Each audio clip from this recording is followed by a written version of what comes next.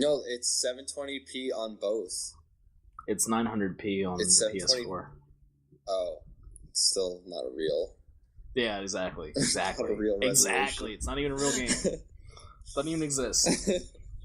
No, but at least it's got that 60 frames. Okay, so like the game doesn't even look as good as BF4. So what the fuck is going on here? Like graphically, it looks worse than Battlefield 4. I don't even understand this. Battlefield Ferguson, yeah. That's what time. Yeah, Battlefield man. Ferguson. That's so fucked up, but also very true.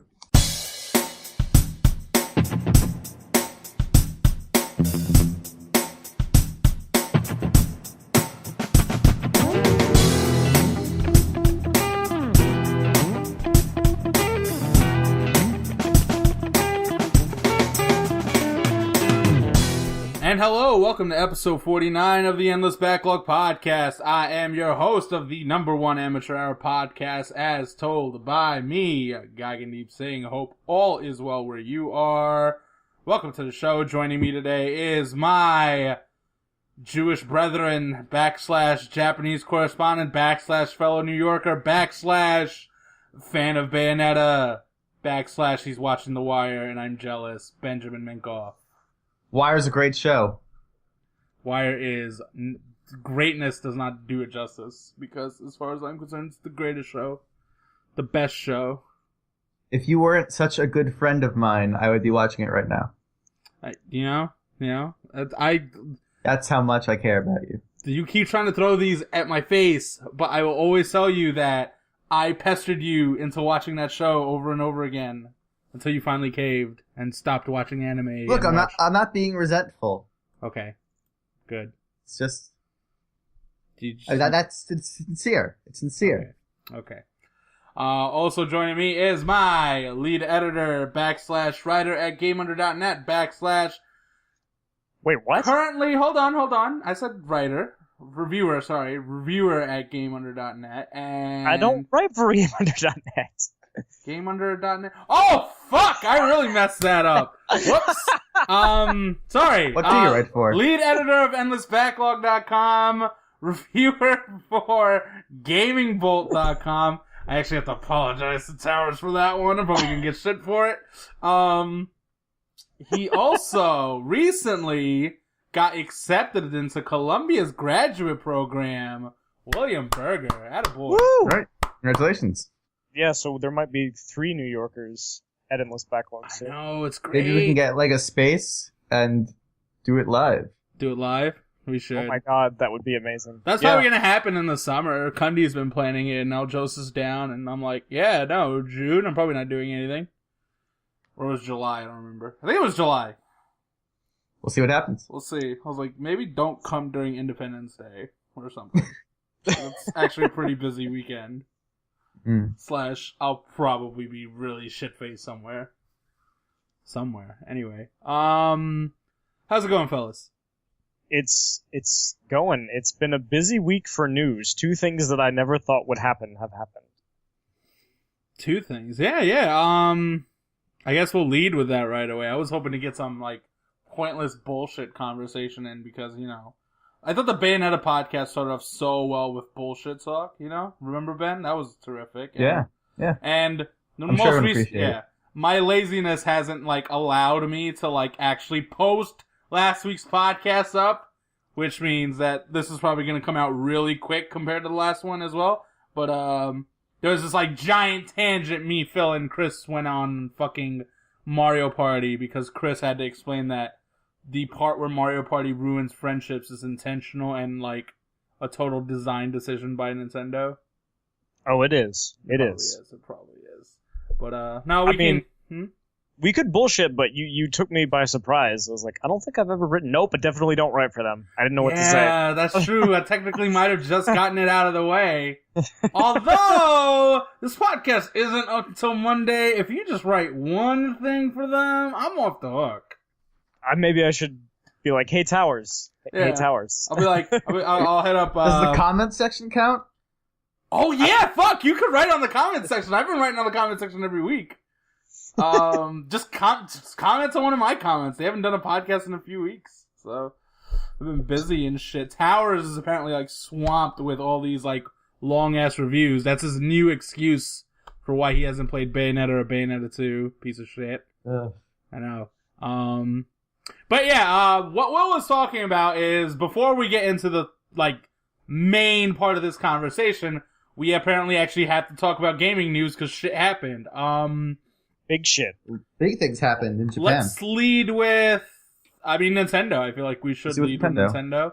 Nintendo not only announced that they are finally going to be making mobile games, right? Mm-hmm. But they've also codenamed their next console Nintendo NX, said that they will be talking about it next year, with it possibly releasing in 2017. Okay. So where do we start with Nintendo? The mobile announcement seems to be the thing everyone's focusing on. So go for it. Near term. For a long time, Nintendo has said that they won't do mobile, if they've been avoiding, that they want to keep their IP on their systems and push people in that direction. And this is a big step away from their professed strategy. And right. I think they're still going to be very cautious about it. But, the mobile has grown so much, especially in Japan. It's such a big section market. It's simple to ignore. And I think it's, I think the fear I have as someone who likes Nintendo's games, mm-hmm. It depends how successful their moves into mobile are, because it could lead to a situation where they're if it's that much more profitable, they could be incentivized to move more in that direction and make kinds of games I would rather not have them make, I guess. I don't know, they're not a huge, they're big, but they can only sustain so much development. Mm-hmm. That's just a thought I have.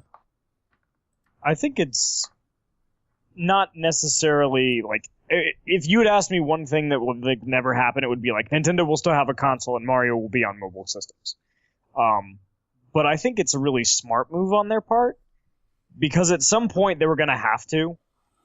Yeah, it's become a beast you can't really ignore at this point. The iPhone is what it is at this point.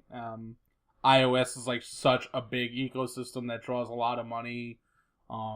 Android, there's an Android something for everything at this point. It's something investors have been bugging them about for ages. Something what? Something investors. Yeah. I remember some guy at a conference call talking about having a free-to-play Mario game where you pay more money so you can jump higher or something. Yeah. Which is exactly the kind of idea an investor who doesn't care about games would have. But I think they'll be smarter than that, at least. I think, if they use it to drive people to their systems, I think it's a really good idea. Because it's one of those ideas where you give people a little taste of it, because they said they're not going to port their current projects over there or their older projects. They're going to make brand new games. So if you're hey, look at this tiny little Mario game we made. Would you like some more Mario? Maybe a bigger game with better graphics? You could buy our system, or if you like Zelda, you know what I mean? Yeah. Well, I always thought they'd go the initial Square route of just porting their old shit. Because I would imagine playing Legend of Zelda on an iPad might, original Legend of Zelda, might not necessarily be that hard. Mm-hmm. The game itself is still going to be as, obtuse as it is, but, controlling it should work. Same thing with Mario Brothers. Same thing with, hey, the alternative is, they just start making... they're going to make games Pushmo for the iPhone, or shit Mario and Donkey Kong Tipping Stars, or crap like that, you know what I mean? I'm with you, when I want to play Mario, I don't like playing their games on a handheld, a actual gaming device, and I do mean that in a very condescending way, versus, a phone where, I'm sorry, okay, I thought Super Brothers was cool, I have some genuine interest in Monument Valley, but otherwise, I'm not super into mobile games. You know what I mean? I have no desire to play... Yeah, I know what you mean. like, I've been trained with a certain level of precision required in the Super Mario games. I don't want to lose that. And Mario's been doing a really good job with spectacle lately in the sense that, like, the Mario Galaxy games are just, like, all these interesting gameplay ideas using, like, spherical worlds and gravity and all that shit. You know what I mean? Like, Yeah. the last Zelda, like, I didn't dislike it because it was a 3D game. I disliked it because it was a fucking chore to play. Like, Link Between Worlds is a sign that they're dropping the chores. You know what I mean? Like, they finally realize that Zelda has bullshit that it doesn't need. Because it's like a good fucking game when it doesn't have that bullshit. You know? Metroid, they're probably just never gonna make another Metroid ever again because they hate me. But, you know, like, I don't want to play, but, I guess it is worrying, but at the same time, but... I'm thinking about it more like... I think the question is, can they actually get people to convert that way? Because, you know, usually, like, when I'm playing stuff on phones, it's for a very different reason than if I'm looking for what I'm looking for in a, like, console experience or even a handheld experience, you know? Yeah, but to be fair... I want something that'll waste my time for a little bit of time, and then I'm done with it. Right, but I feel like the difference is, like, you are a enthusiast of this medium, right? The idea that Will's bringing up is what if they fucking turn... I'm sorry, but what if they can turn that person that only plays games is sort of like... It's like solitaire, but on their phone. Like, they're just killing time. And they can get them interested in saying, you know what, I would love to play an actual Mario or an actual Zelda or an actual one of these, right? Mm-hmm. But, I don't know. It can go either way at this point with Nintendo. Because you are right, like, when Nintendo starts getting money, and Nintendo does know how to milk a cow for all it's worth, and that's a lot of what the Wii generation was. Like, say what you want, but some of Nintendo's IPs were not better for the Wiimote. In fact, they lost some things in translation on the Wiimote. You know what I mean? Mm-hmm. But, see, the upside of this is you don't have to worry about, like, the core games getting hurt by it. Because they're not going to be the core games. Right. Yeah. And the other thing that's a plus is that even if, like, it doesn't have this surge of people who are like, hey, I really like Nintendo games, which I think will happen to an extent, because, you know, if you've never played a Nintendo game before and then you play a Nintendo game and you're like, shit, this is amazing. At the very least, it'll help them fund stuff, and it'll bring them out of the red and back into the black on a more consistent basis, and Nintendo making money for everybody. Yeah. So, yeah. That's true.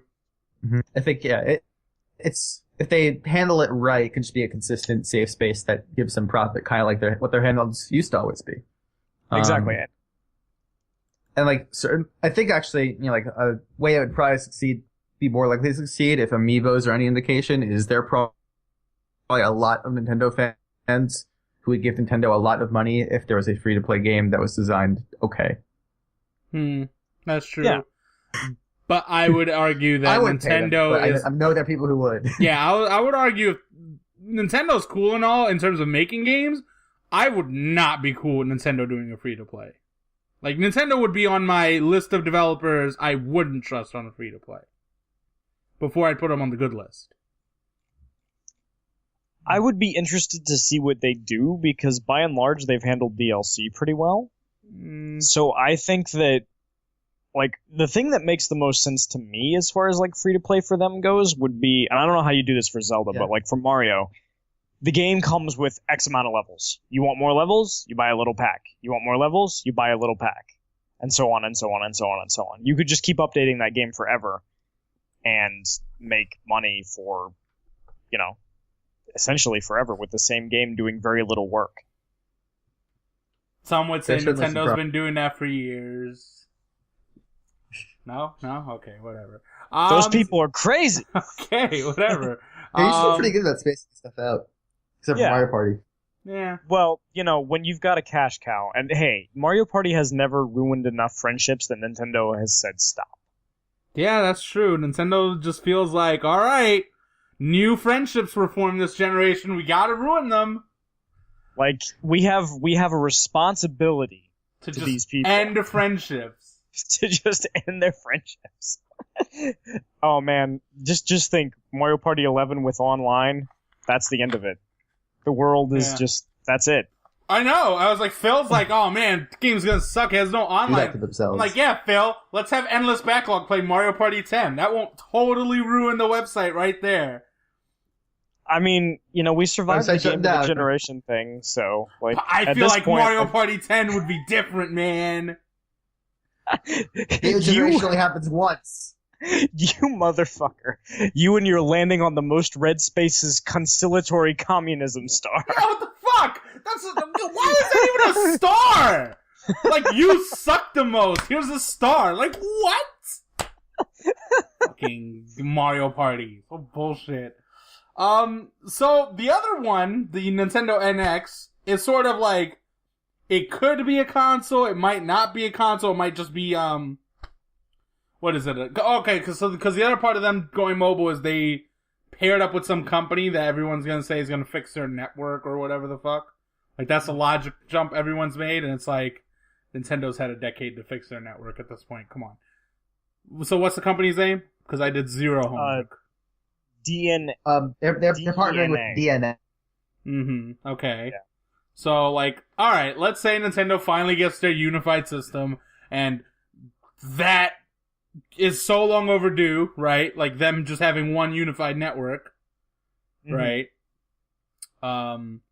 But the other thing is, like, they're either thinking maybe this NX thing is, like, something else entirely, or...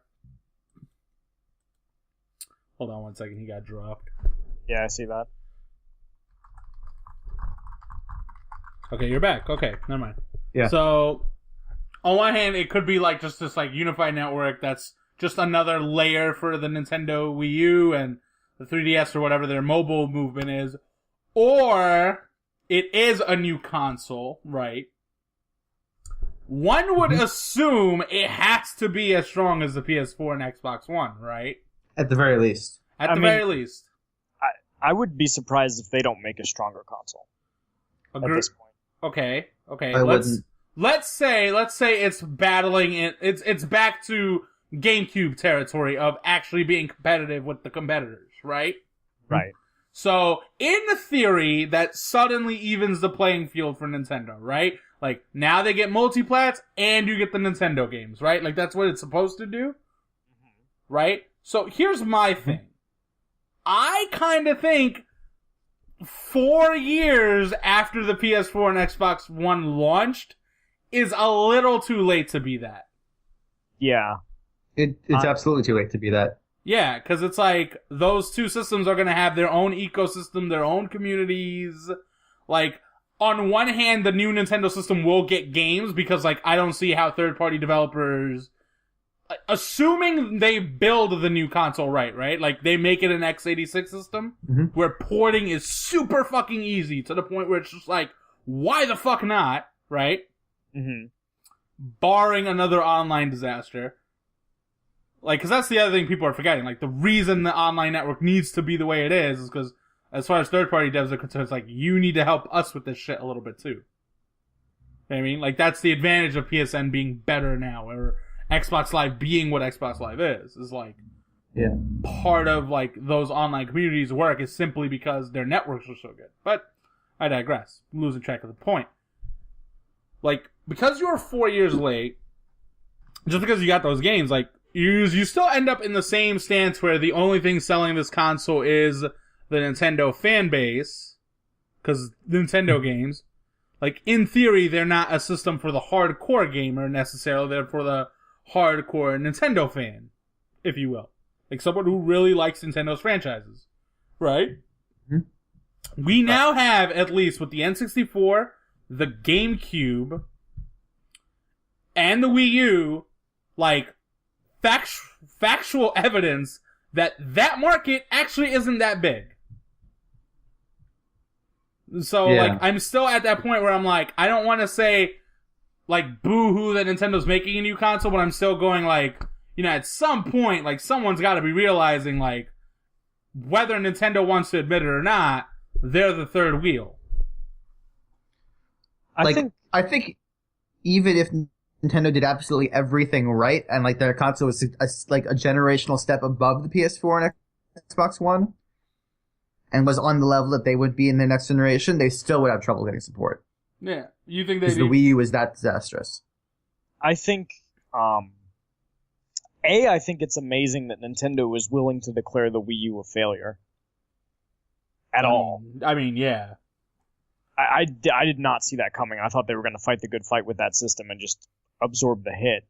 But I mean, I would imagine like the difference. Like in theory, we all thought it would just be a GameCube scenario, but like the difference was the GameCube was making money in an era where you could make money selling a console like that and only getting so many sales, but relying on your software sales. These days, that money's just not there because everything costs so much. yeah. Well, I mean, the GameCube sold more units and sold more software. And the other thing about the was more GameCube successful. and the GameCube was being sold at a profit. The Wii U is not. Yeah. And then you factor in the costs of high definition development, and Nintendo's pumping out all these games. I mean, their first party support at this point is borderline absurd. Like, they have, 8-9 games that release every year from their first party studios? It's ridiculous. Between, like, 2 platforms, too, so they're, like, always working. Yeah, and it's not like, say, Sony, who technically has a lot of first party games, but really it's for one device, like, because the work they do for the Vita is like, get the fuck out of here. Doesn't even care. Yeah. And the other quality thing, level is still really high. Yeah. For Nintendo stuff. The other thing that gets me is that even if they do release a new system, like, to Goggin's point of, I don't think anybody cares if they do that, I think they have to do it anyway. And even if you get to the point where it's like, okay, maybe it doesn't do that well this generation, but next generation, you're going to have the seed in people's head that, hey, I can play all my games on a Nintendo console. Yeah.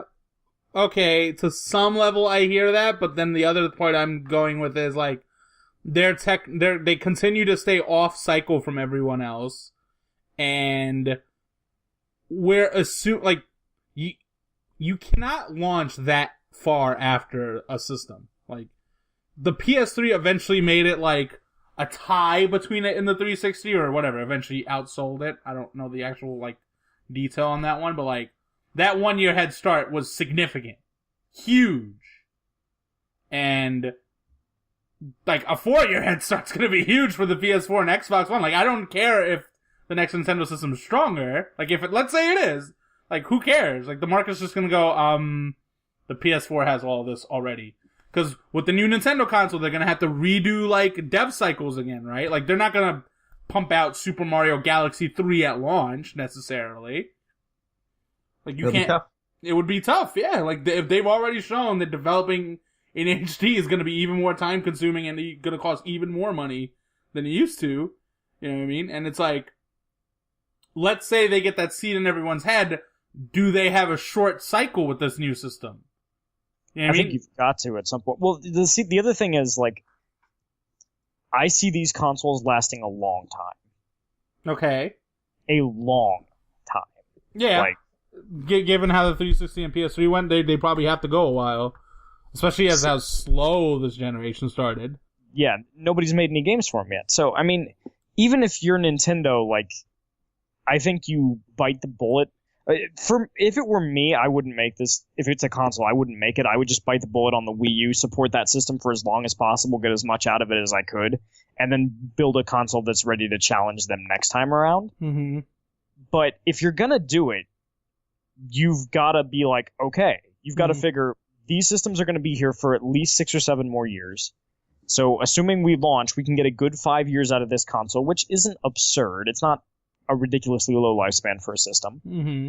You get that seed in everybody's head. You get the third parties back on board. And then next cycle, you come out to compete. And I think they could do well if that happens. Right. And Iwata's actually talked a bit about trying to make cross-development easier for their console and handheld platforms. Like he mentioned like the Android ecosystem as an example. Mm-hmm. And you playing that Battlefield might at Hardline? least help the software situation. Right. Where like you can have like the handheld games and the console games together, and that'll give them a bit more support. Draw some people in who played on their handhelds. Maybe it'll work out a bit better. I don't know. I mean, they're in a really tough situation. I mean, they've got like they've worked very hard in the last like 2 years, I guess, to really try and get back to profitability. Yeah. But by being very frugal and precise with what they do, like really limiting their retail exposure. They've been very careful in a lot of ways. Yeah. I mean, if we're being honest, like Nintendo is carrying that last torch of Japan having a big company. Because if we're really being honest, Capcom and Square Enix are no longer that. I think Square is. They're on their way back, but like, come on. I think Square's becoming a mobile company. Yeah, like Square itself is not like. What I mean is like during the PS2 era, there was Electronic Arts, there was Ubisoft itself, or I guess Ubisoft was lower on the totem pole at the time. Like it was Nintendo, it was Square, it was Capcom, it was Sony, and Microsoft, right? Because obviously they have to be there. Yeah. And now, like, okay, you'd put Microsoft, Sony there. You have to put Activision for like the big IPs they own. EA is EA, basically the devil, and Ubisoft is like Lucifer, which is the devil. So I messed up that part, but whatever. So we'll what's move on. Activision? I mean, I don't know. What other nicknames does Lucifer have? Satan? Oh, okay. Satan. Yeah, so Satan. You know, son of perdition. Mephistopheles? The holy trinity of douchebaggery, I guess. Whatever. The first of the fallen. I don't know. Yeah. I mean, Activision is weird because they occupy this space that nobody else occupies. Yeah. They are the. We are going to make 3 games.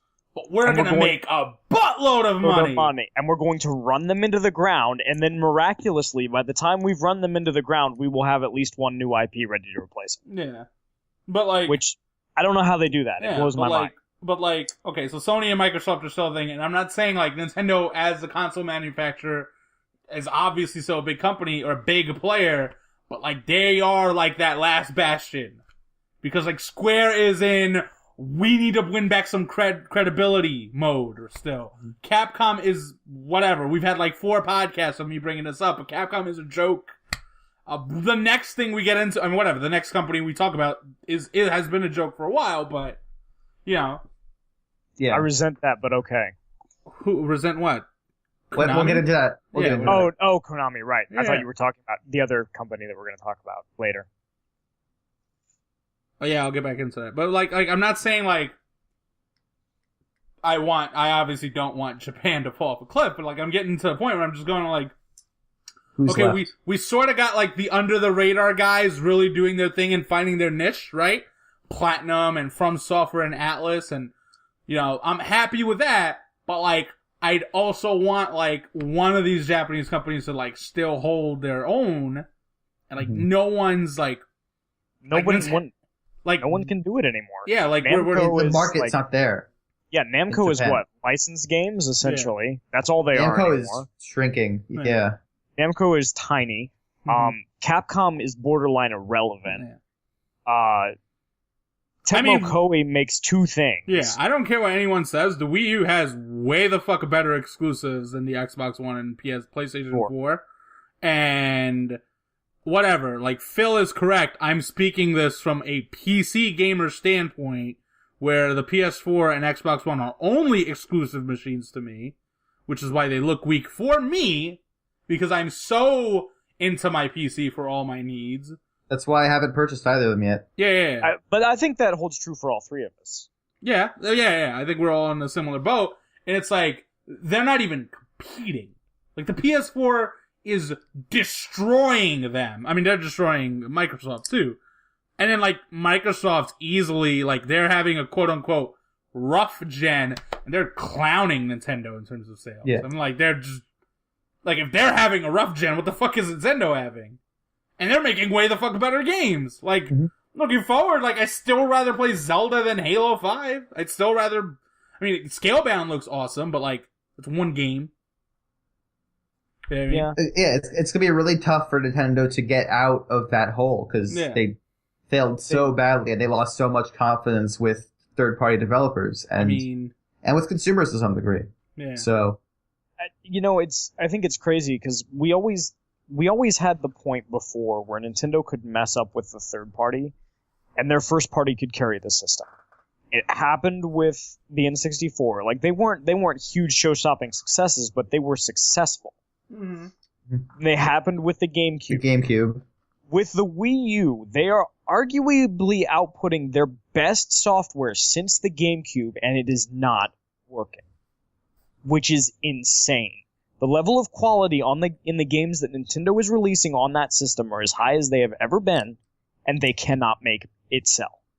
It is absolutely absurd. If you're Nintendo, you look at that system, and you're like, what else can we do? I mean... that's why they have to launch a new system. Because there's nothing else they can do. Hold on. I got a few things. I feel like saying the GameCube was technically a success is a little incorrect. Because the games were good, yes, you are correct about the games. I love Metroid Prime. I love Wind Waker was good. Fire Emblem, that gen had F-Zero GX.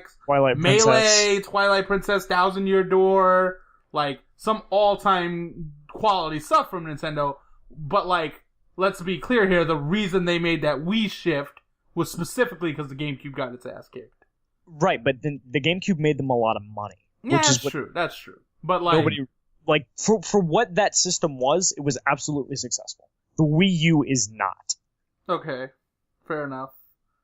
I mean, whatever. The quality thing we can go back and forth on. I'm of the opinion that their output has been good in the sense that they've made a lot of games. I would argue that Nintendo itself hasn't particularly made a great game for the Wii U yet, but that's my opinion. I think... I mean, whatever. On balance, they're still way the fuck better than what Sony and Microsoft are putting out. I mean, yeah, at this point, like, the argument that, like, Sony's first party is better than Nintendo's is laughable. Yeah. Like, no, they're not. They're not even close. Be quiet. It's just one of those things, like, I don't know. Like, if I look at that company and I'm just like, I don't know what else you can do except, like, bite the bullet and be like, we're going to release something else and support it for as long as we can, and the next generation we come out They really don't have a choice but to go mobile in that sense. They have to find some way to expand and get new people in a different way than what they've normally been doing. Yeah. And my thing is, what's it going to take for them to go to third party? I think money a lot. I think every other avenue has to fail. But like I feel like they would make hand over fist as a third party developer. Yeah, but it's just like... I don't think that's what they want to do. I think Nintendo likes setting the standard for their platform.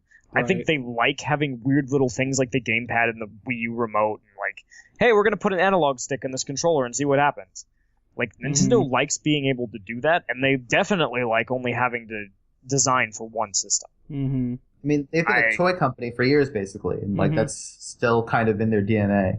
Yeah, like they want to be like Microsoft and Sony pretend it being a storefront, but Nintendo, like, they want that more than anything else. So I think they'd have to be if like Iwata is no longer CEO and like there's like a takeover of the company, then they'll go third party. But I think it would take that for that to happen. I think it would take Iwata is ousted, Miyamoto is no longer part of the company, and they are doing so badly that they can't do anything else.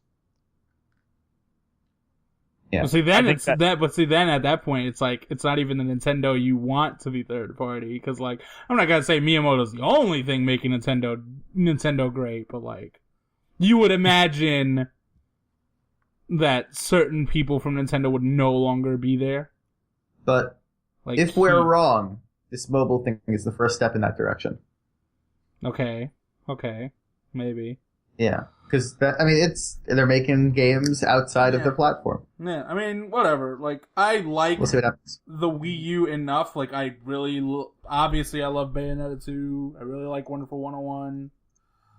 I'm excited for Zelda Wii U. Xenoblade hopefully turns out to be a good game. I think we'll get a Metroid game on that system before it's over. I think this is the weird thing. So let's say that system is coming out in 2017. That effectively means the Wii U is probably going to get nothing in 2016. Or, like, maybe a game or two. I think It's the going to be ones like the last years of the Wii. Yeah, I think the games that were in development at that point will continue to be made. Yeah. Like, if Zelda gets pushed back, or whatever Rare is working on now, because you know they're working on something. Retro. Yeah, Retro, I'm sorry. I don't know why. They are basically Rare at this point. Retro, whatever Retro is working on, whatever Nintendo EAD is working on, because they've had a couple of years since 3D World came out. Like, clearly they still have projects. Mm-hmm. And I would imagine that those games will release. And if they don't, I think we could see a Twilight Princess scenario where it's like, it comes out on the new system and the Wii U. Ooh. Is there any way the Wii U doesn't end up being the weakest Nintendo console at this point once it's all said and done? Like, I mean, come on. I think the Wii is weaker. In terms of hardware, in terms of software? Software. Yeah, I think the Wii is weaker. At this point in its life, right now, I think the Wii is a weaker system. I think the Wii is carried by the Galaxy games, but outside of that, what else is there? I would say the Wii U outside of the Platinum games is in the same boat as the Wii. Personally. And that's right up until Zelda Wii U can, sort of. And if we're being really honest, only one of the Platinum games is excellent. I love Wonderful 101, but it's not, some all-timer great game, personally. You know what I mean? Like, Galaxy 2 and Galaxy 1 were all-time greats.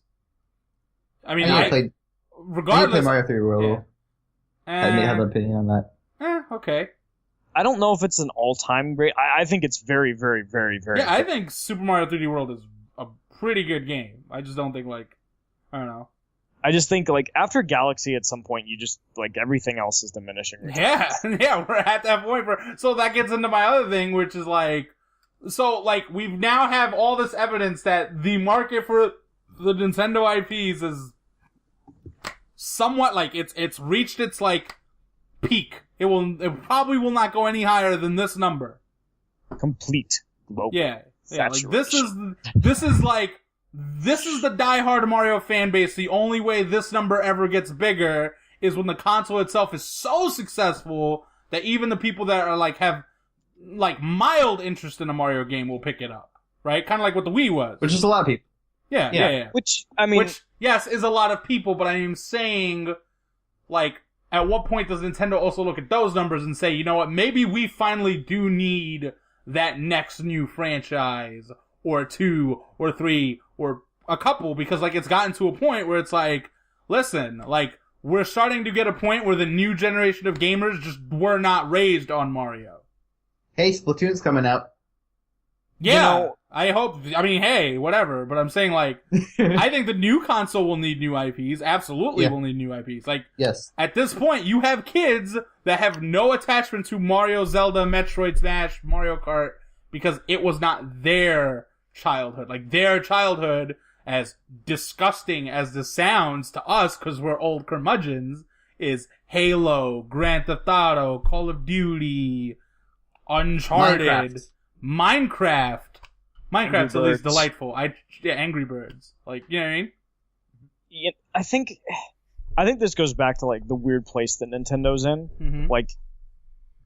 Their focus was software for the last couple of years. Mm-hmm. And if you're gonna make software, you do not make new IPs. It takes too long. So what do? You make sequels to games that you assume that everybody likes. Mm-hmm. So I think that in their admittedly extremely valiant and gung-ho effort to prop up the Wii U with their software, new IP just kind of fell by the wayside because we need our teams to develop a game every year. You know what I mean? Mm-hmm. You have to have something to work with, otherwise it takes too long. Mm-hmm. I mean, Jesus, look how long it's taking them to make Zelda. And they know what Zelda is. Stuff. I don't know. I hope it turns around for them.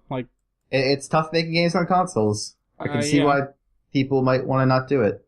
Yeah, I mean, listen, I've been gaming since I got my Super Nintendo. I have not missed a Nintendo console since, for better or for worse. Even with the Wii U, I was dead set on not buying it until the Bayonetta 2 announcement. I was fuck, now I need one of these. They always get you some way. Yeah, they keep finding a way. But if I've gotten I admire so much of the talent at that studio. I just want them to, like...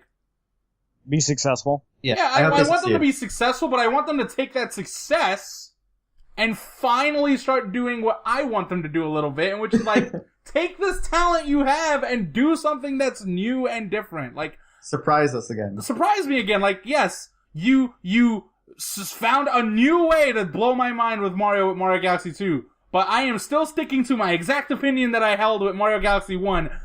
You have found nowhere else to go after this, because he can't go to super space or something, which, whatever, Galaxy 2 was better than Galaxy 1, but there's no fucking way Galaxy 3 will not feel like... Can't go to super duper space. Like, Super Mario Time Force. There you go. Multiple I dimension don't want that. hopping. Time travel's bad. Yeah. Time travel's the opposite of space. Yeah, no. Time travel makes things worse. Although Mario's never done anything with time travel, like as a gameplay mechanic in platformers. I'm just like, saying. Rewind time? Like, where else do you go? The fourth dimension. Yeah, that's true. That's true. Before this becomes like the Nintendo podcast of condescension and stuff, Hideo Kojima, who's been saying he doesn't want to do Metal Gear anymore. It's his last Metal Gear. The other great Japanese developer. Yeah, that guy. the other great Japanese, one of the last, like, classic auteurs of Japan, if you will, right? Like, yeah.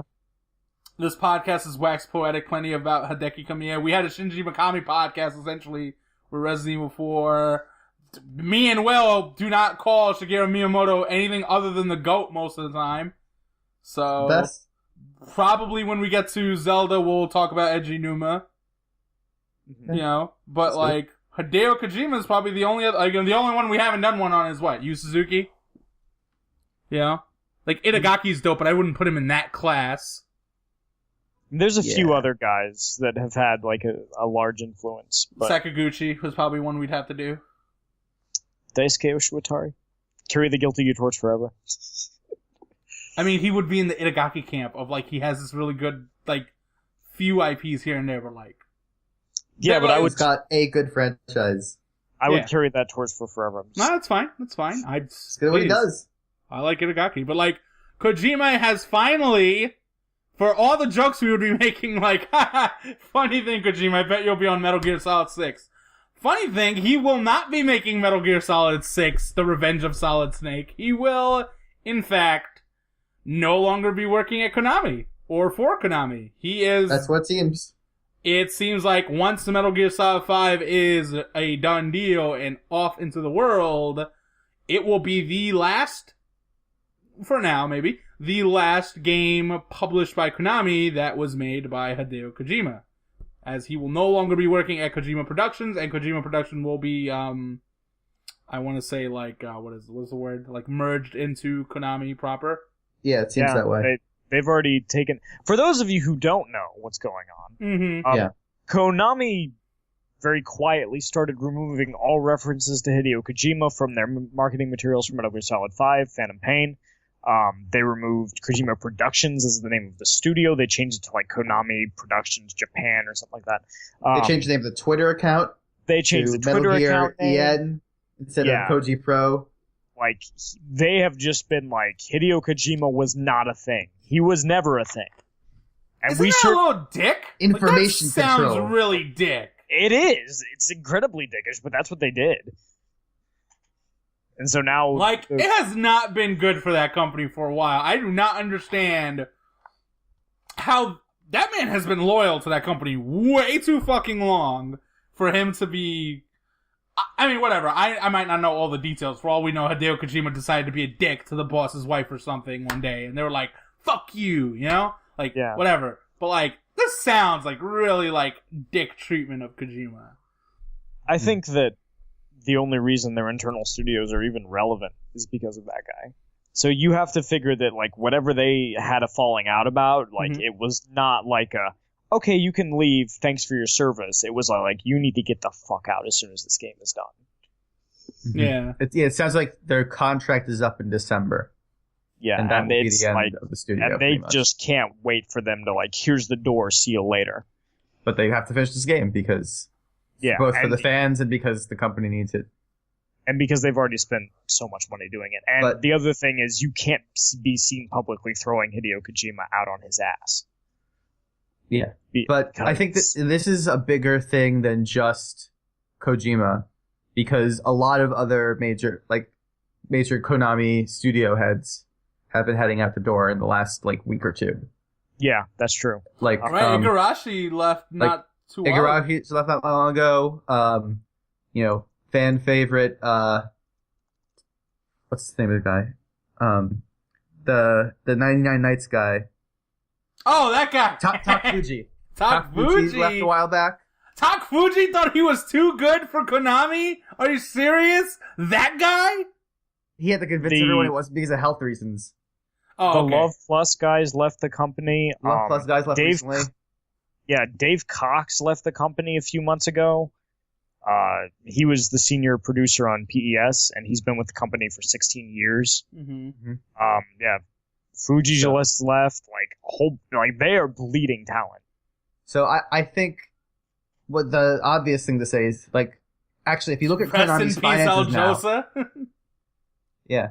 If you look at Konami's finances now, console game revenue makes up 15% of the total revenue that company makes. So their whole thing is pachinko machines and selling furniture?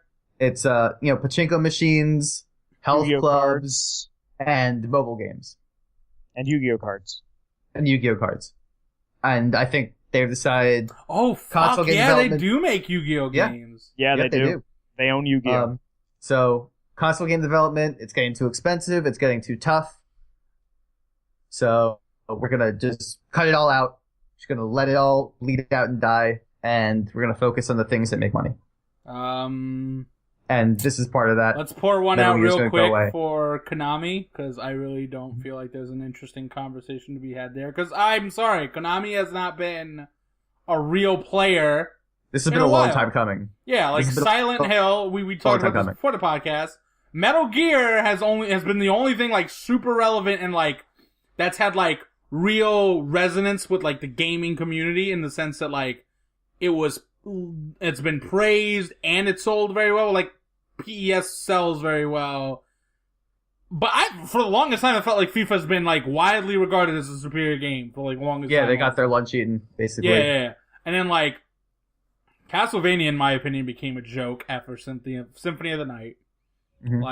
I don't care. Whatever. He's dissing Igarashi. I don't like his games. Symphony of the Night was great. He never should have made sequels to those games. They're lame. Old school Castlevania was way the fuck better. And Silent Hill became a joke after Silent Hill 3. Silent Hill 3 was the last great Silent Hill game. And Silent Hill 4, The Room, whatever. That one had development hell. Yeah, maybe give him a free pass for that one. But Homecoming and Downpour? Fuck those games. Mm-hmm.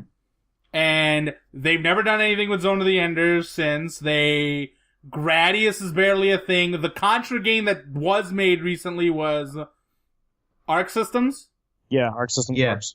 Yeah, and it's again, Contra speaks to us old curmudgeons, but this new age goes, this game is hard, I'm not playing it anymore, because pansies. So it's what is Konami anymore? 99 Nights? Listen. That's dead. On a bad day, I wouldn't play Dynasty Warriors, but you put 99 Nights in front of me and Dynasty Warriors, I have no fucking choice but to go with Dynasty Warriors. Konami was always one of those middle tier publishers, and they got squeezed harder than anybody by last gen. Mm-hmm. And you can see that as the games they released got narrower and narrower and narrower until they're where they are now. And I think Metal Gear Solid made everybody forget that. Because it's Metal Gear Solid. But, rest in peace, Silent Hills. That would have been a great game to play.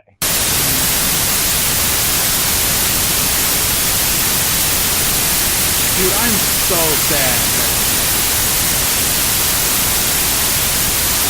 It's Silent Hills was supposed to be it, man. Yeah. So, it's sad.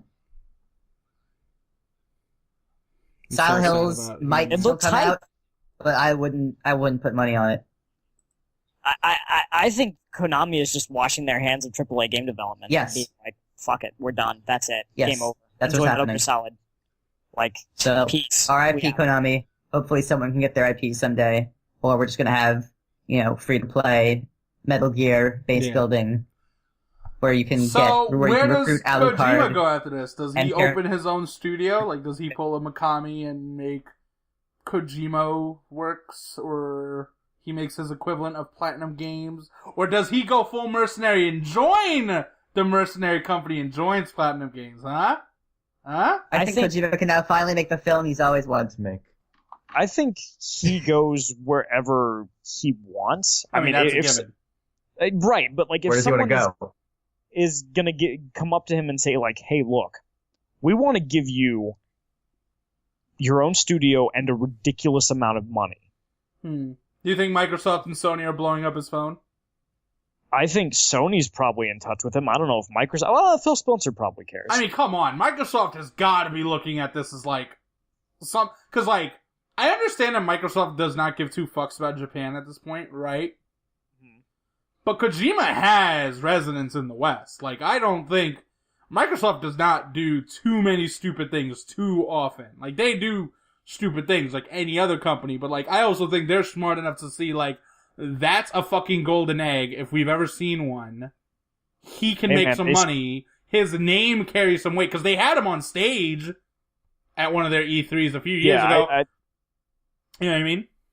I mean, they were smart enough to spend money on Minecraft. Like, it strikes me as one of those things, like, it's one of those things like when you work with like when Activision was like snapping up the rights to Destiny, it's because you can put from the makers of Halo on the box. Like when you get Hideo Kojima, you can put from the creator of Metal Gear Solid on the box. That will sell you 1 million copies alone. And we've already seen, like, if you market and hype up a AAA game and put creator of X franchise on a box, it does not matter if that game sucks. It will make its money. Oh yeah, because like. I mean, Watch Dogs made its money. That wasn't a particularly good game. Destiny made its money. I'm of the opinion that's a bad game. I'm 90% sure. Well, maybe The Order won't make a lot of money, but whatever. It's made money already. That's just it was the number one selling game in Britain when it came out, and it broke the top 10 here. I think it was top 3. That's disgusting. I mean, that game is going to make money, and then they're going to bundle it, and then it's going to make drive sales. Yeah, it'll do well. Yeah, and then a sequel will do better if they actually make a good game, which, come on.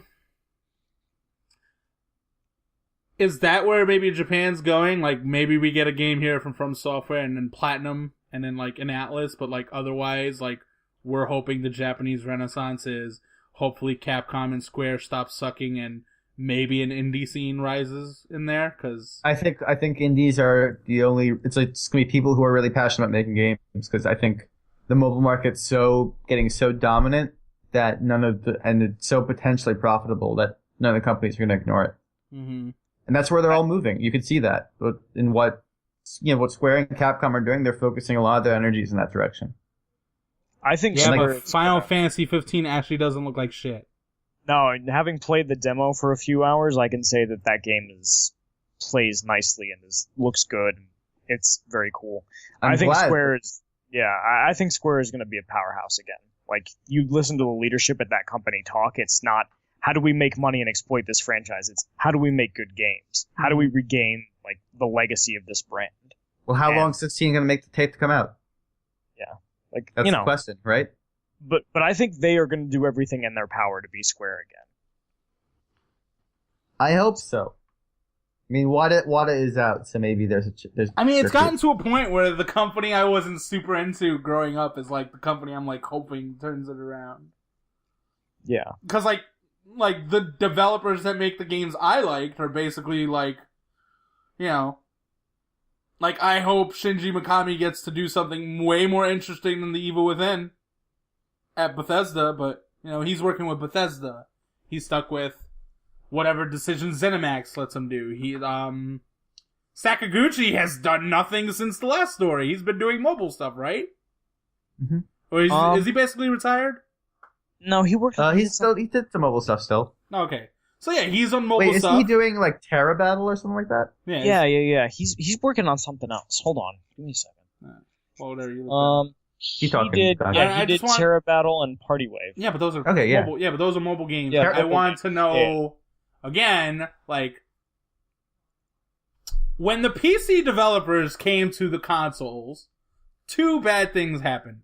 And this is when Goggin goes full elitist dickhead mode. So anyone that wants to cry about Goggin being elitist, A, suck my cock and maybe skip the next 20 minutes. Anyway, first of all, entire PC franchises got dumber. Entire genres got dumber. I'm sorry. Like, we took out all the complexity and shit that made so many things interesting, as far as I'm concerned. Like, the first-person shooter genre went from, like, it used to be called the dumb running gun genre, and it's like, Shadow Warrior has more gameplay ideas and more gameplay depth to it than modern shooters. Like Call of Duty and Battlefield's campaign and Halo's campaign at this point. It's like, where the fuck are you all? Like, no. And the isometric RPG is having a renaissance simply because the Western RPG, for all its broken mess that it was during the Infinity Engine era, was way the fuck more interesting than Elder Scrolls 4 Oblivion, and we're taking Mass Effect, which was a glorified shooter, as far as I'm concerned. Whatever, Mass Effect was a good series, do not mistake that for hate, just merely saying. But the other thing is, they completely came in and whooped Japan's ass, in terms of commercial success, whatever. You can argue games all you want. The reality is they whooped their ass where it counted, right? Yeah. And completely, like, took their lunch, and, like, you could understand why, because, like, Western developers are going to make games with Western aesthetics, and I'm sure we have enough friends between the three of us that look at some Japanese games and go, I'm not playing that creepy-ass shit. Whereas we look at some of those Japanese games and go, I'm like, you're missing out on maybe one of the coolest games. Right? Yeah. Yeah, like, I could never convince a lot of my friends to play Bayonetta. They're gonna see a slut who gets naked. Like, I'm sure Will has friends that look at Guilty Gear and go, that weeaboo shit? Right? All the time. Yeah. Like, and I'm Ben. I mean, Earth Defense Force? I mean, come on. No one understands. No one understands. I understand. You don't understand, Goggin. I mean, I understand. It's raining spiders, man. Anyway, the point is, though, like, the other product of that is consoles, in a weird way, started losing their identity to me for a little bit. Because it's like, the PC used to be its own thing, and the consoles were their own thing, and now the PS4 and Xbox One are glorified, dumbed-down PCs. Which, whatever, they're really great boxes, they got all these features, they get all these games, the games look good. I'm not, like, downplaying it, but, like, they're closed PCs. Yeah, but, like, it gets to a point where I'm like, I can just get all this on my PC. Like, because now I am old enough and capable of affording a PC. Like, the Japanese games, because they came either so late to the PC or just never came, like, that's what the consoles were for, essentially, for the longest time for me. Like, I like the PS3 simply because Demon's Souls was excellent. That did not come to the PC. Valkyria Chronicles, that did not come to the PC until 2014. The game is a 2008 game. But then in perspective, Ni no Kuni is another one. That's whatever. Chris likes that one, but like, yeah, I mean, and then like the PS2, like one of the greatest consoles of all time. Like, if I named you my favorite games off that system, I guarantee you would not find a Western game in that group. Dark Cloud 2 was a level 5 game. Capcom made Devil May Cry 3. Konami made Silent Hill 2. You know what I mean? Mm-hmm. Shadow Colossus was a Sony of Japan. Sony Japan. So, I don't know. I'm really... I need Phil and Chris here to make me feel happy about stuff. They kept me positive on the last podcast.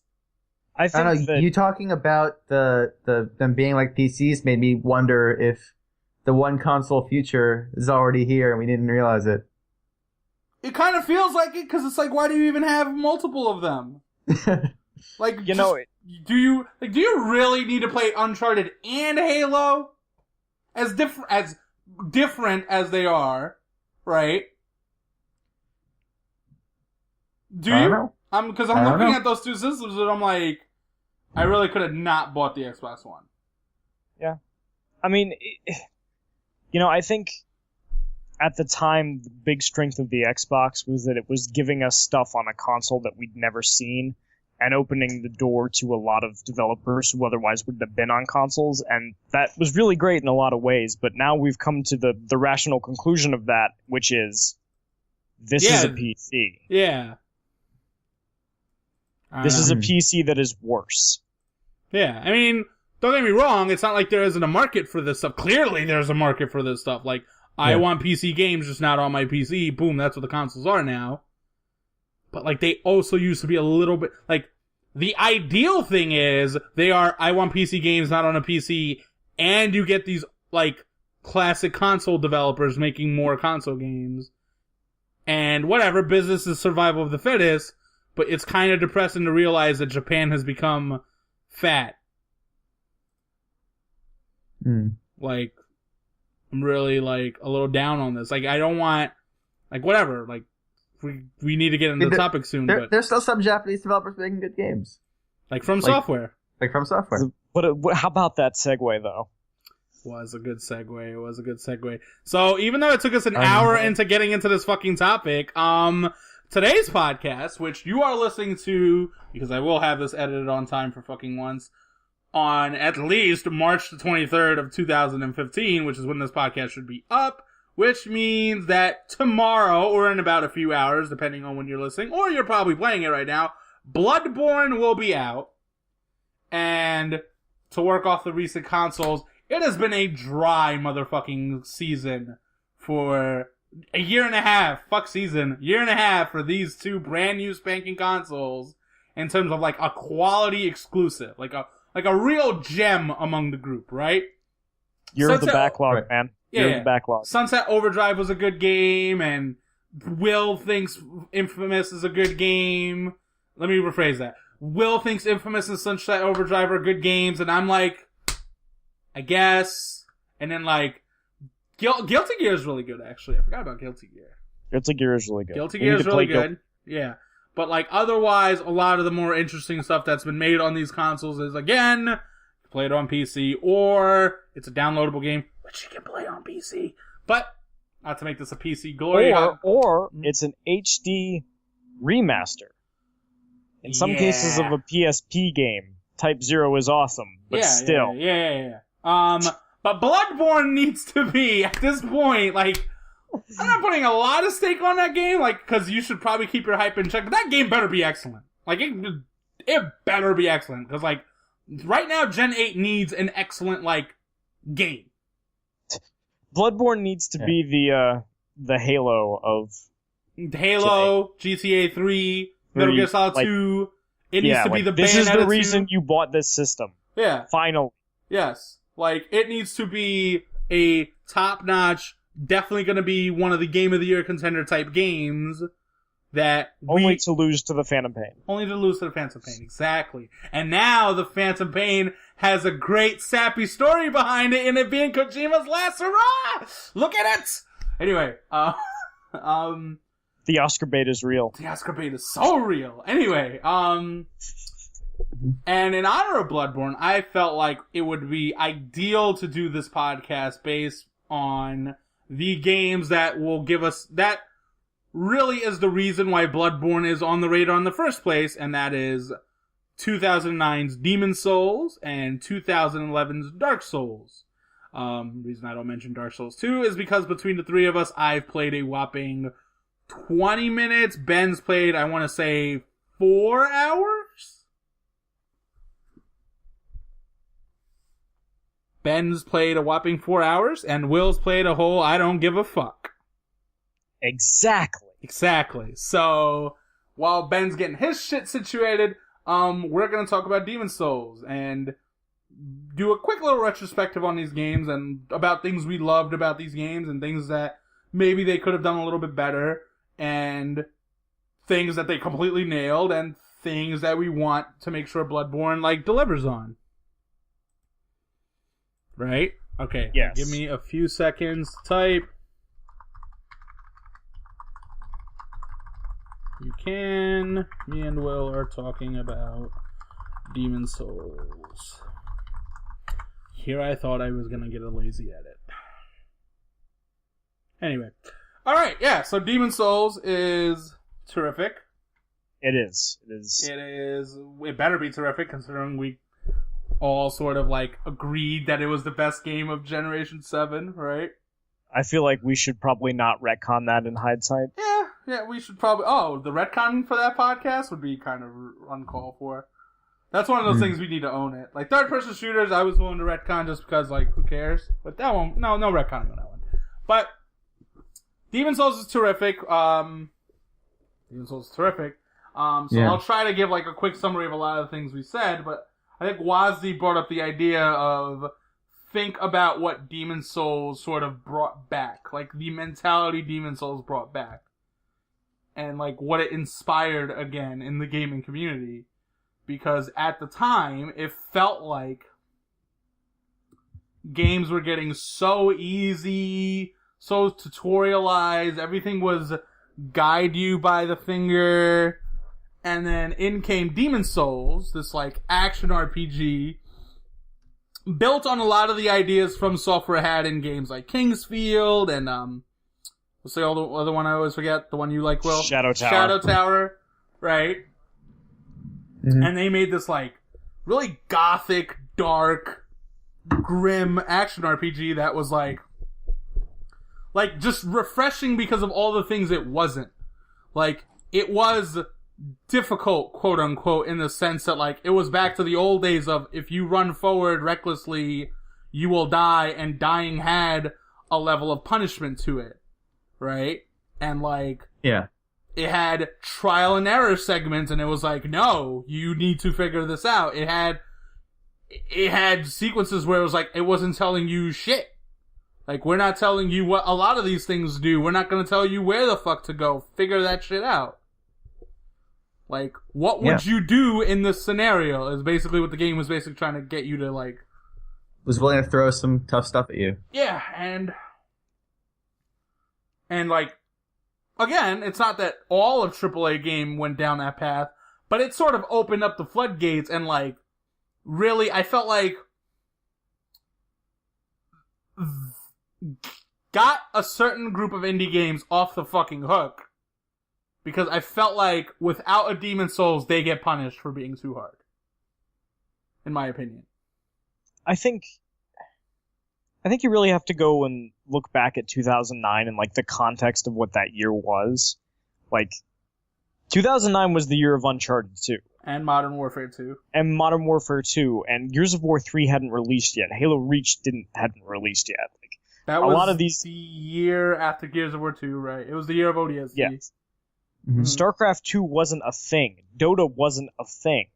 Like, this... Dota wasn't the thing it would become. Been a thing for a long time in its own way. But Dota 2 wasn't a thing yet.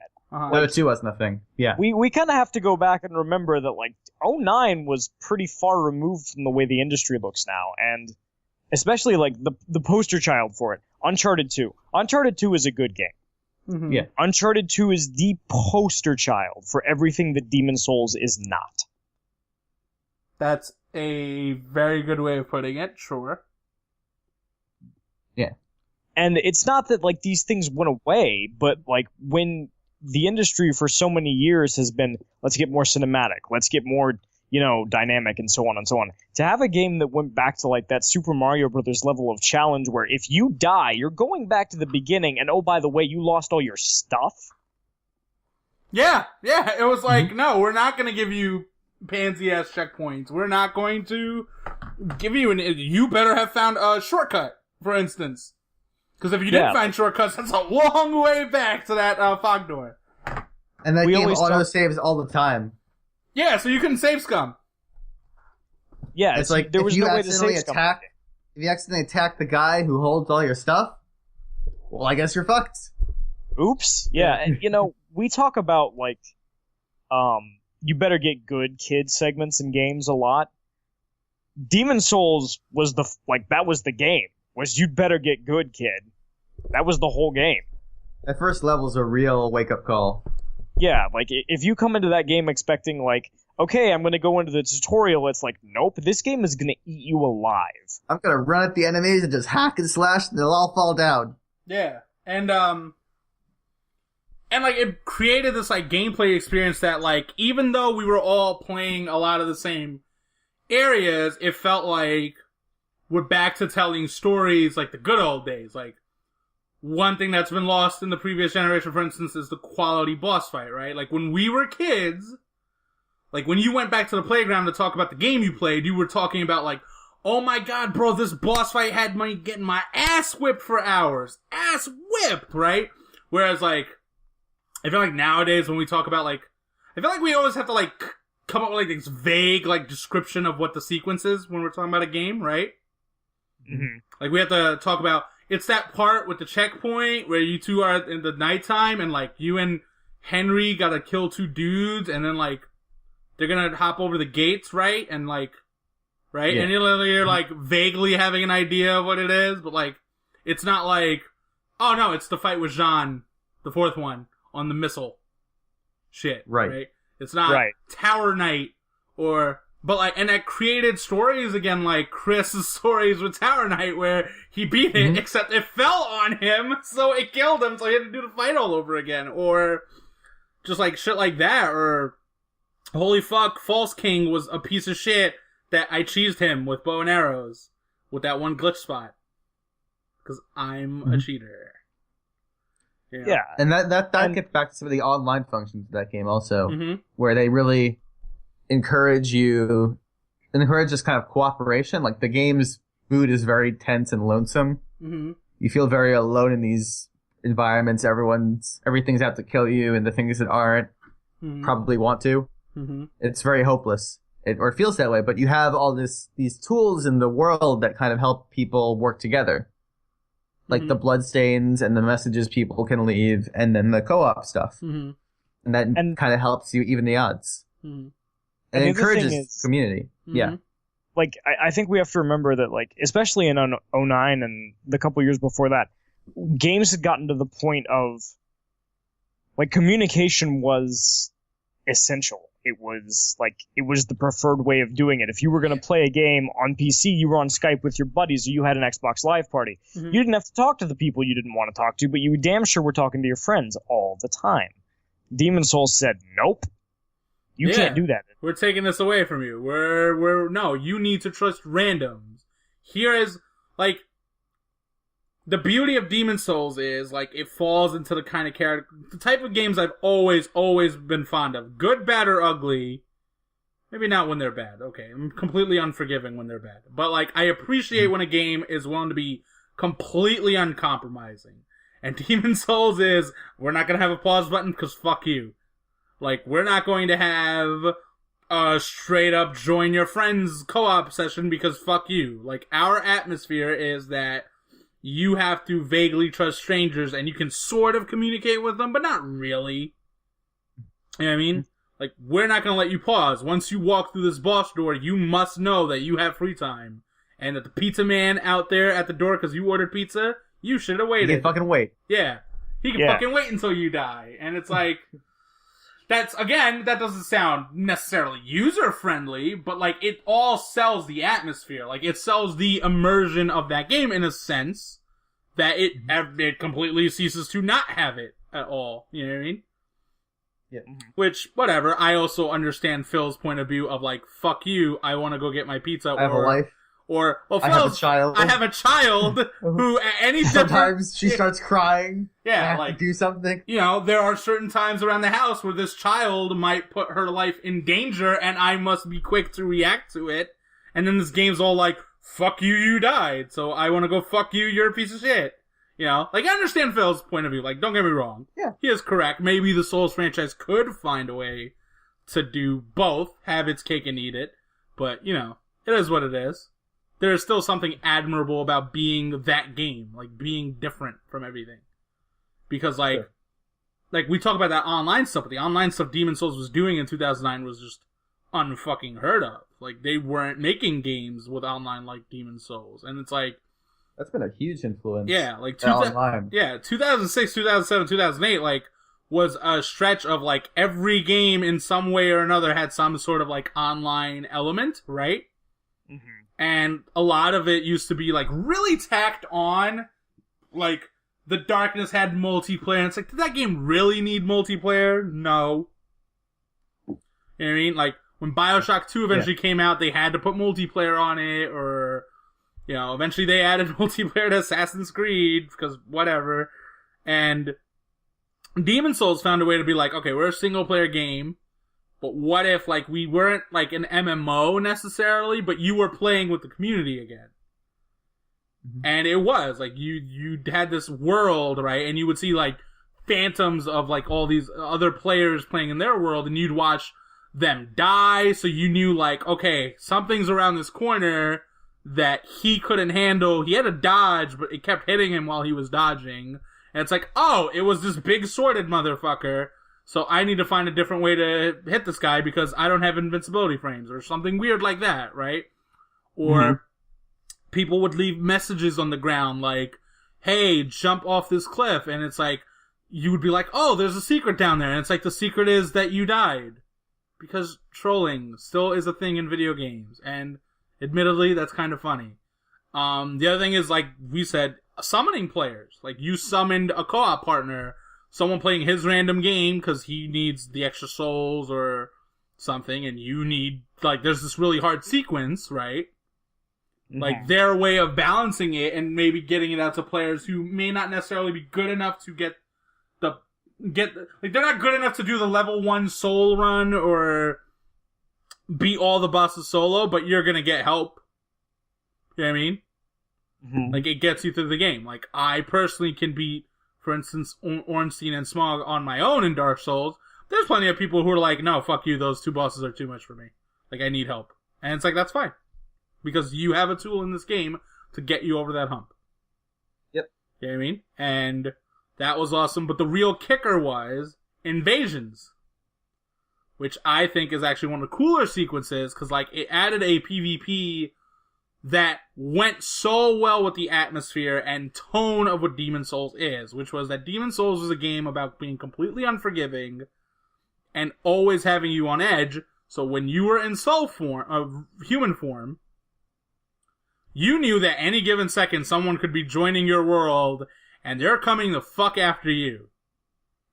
And that was awesome. That was tense. That was, like, always this exciting moment in one of the Souls games of, like, I need to beat this guy because I can't even save scum. And whatever, you can cheat your way out of it. But, like, you felt like a pansy when you did it, you know what I mean?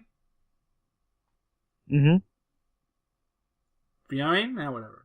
At least someone appreciates it. And it made the old monk boss fight, which I guess at this point we're allowed to do some spoilers, like, this awesome fucking boss fight where you go up and you find out that the boss of this area is actually another player, right? So you now have this boss character that has a varying degree of difficulty. He could be, like, extremely good because the player is awesome. For instance, Patrick Klepek apparently has been doing Demon's Souls playthroughs on YouTube.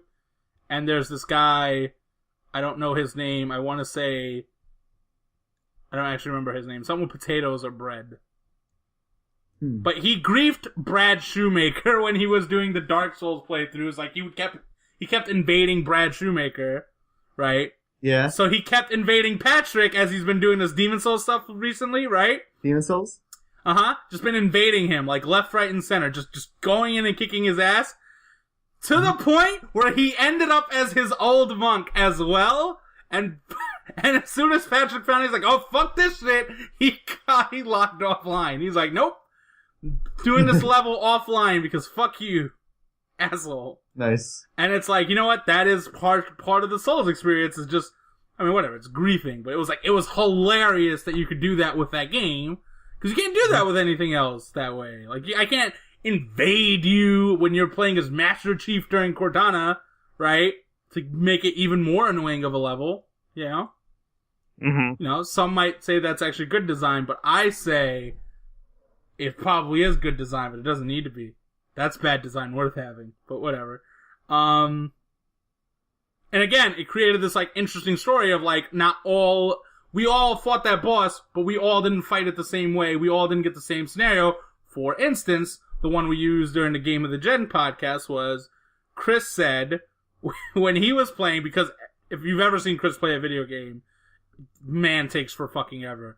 He does his usual thing of being really meticulous, exploring everything, taking a long-ass time, to the point where the person who was playing his old monk went AFK, And Chris had to, like, he's being a pansy, he's being, like, holding back and forth, just being like, wait, is this guy even here? Whacks him once, roll dodges away because he thinks the guy's gonna strike back, and then he realizes, oh shit, this guy isn't here. So then he jumps on it like a leopard. Win. Yeah, and he just basically gets the free victory, and it's like, fuck you, I actually had to fight the guy. But, like, that's what made Demon's Souls so interesting and so fascinating as a game. Mm-hmm. And, like, it did RPG elements in a manner that actually, like, mattered, because all of a sudden a lot of AAA RPGs that were coming to consoles were very, like, streamlined to the point where your statistics didn't always matter, right?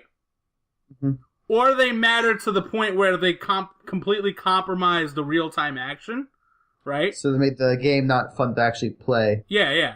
Exactly. Yeah. But Demon's Souls had, like, as an excellent game feel, because everything has a nice sense of weight to it. The mechanics are really precise. Really good balance. Yeah, like, any boss fight is as hard as, you know, it entirely comes down to how good you are at the game and understanding its rules, right? But you can mitigate all this difficulty with, I'm going to put a little bit more into endurance so I can carry more interesting gear or more heavy armor. I'm going to get more vitality. I'm going to increase my intelligence so I can make stronger magic. And shit like that. And you have a lot of room to define what your character does and to, like, make choices. You have a variety of builds. Like, no matter how you start, you can, like, get towards the build you want. Exactly. And it's like, you look online for any guides of those games, and there's, like, so many different builds you can make either for PvP, PvE, just, like, specific, like, weird builds if you want to make a certain type of character, because you want to play the game a certain way. Like, I just want to use faith skills all day, and it's like, okay, cool, here's a build for that. Like, you'll see the outline and, like, sort of like a path you need to take. And it's like, that level of depth was sort of, like, lost in games like, for instance, Mass Effect and Oblivion, where they became a little too, jack of all trades with their character development, if you will, right? Yeah. Yeah, and it's like, the other thing was Demon's Souls was such a, like, it technically, like, because JRPG is such a bullshit term, but, like, JRPG to a lot of people is Japanese role-playing game, which, whatever, and it's like, when everyone thinks about it, they usually think turn-based or party-based and stuff, but Demon's Souls was, like, this wildly different thing for a role-playing game that came out of Japan. Like, in a lot of ways, it had, like, Western appeal, in a sense, just because, like, it was gothic fantasy, like, it was motherfucking knights and dragons and shit. Right? Yeah. And not, like, overdone, like, this motherfucker has a belt on her belt. You know? Yeah, that's a much more... I mean, it has strong influence from, like, old Western fantasy. Mm-hmm. And it definitely makes it a lot more accessible to people abroad. Mm-hmm. Which, whatever, it was still a niche game, but, like... I felt like... But yeah, it started something big. Yeah, and, I mean, the successors to it carry that over the Dark Souls game. Yeah, and... I kind of want to get into, like, talking about those... Those what?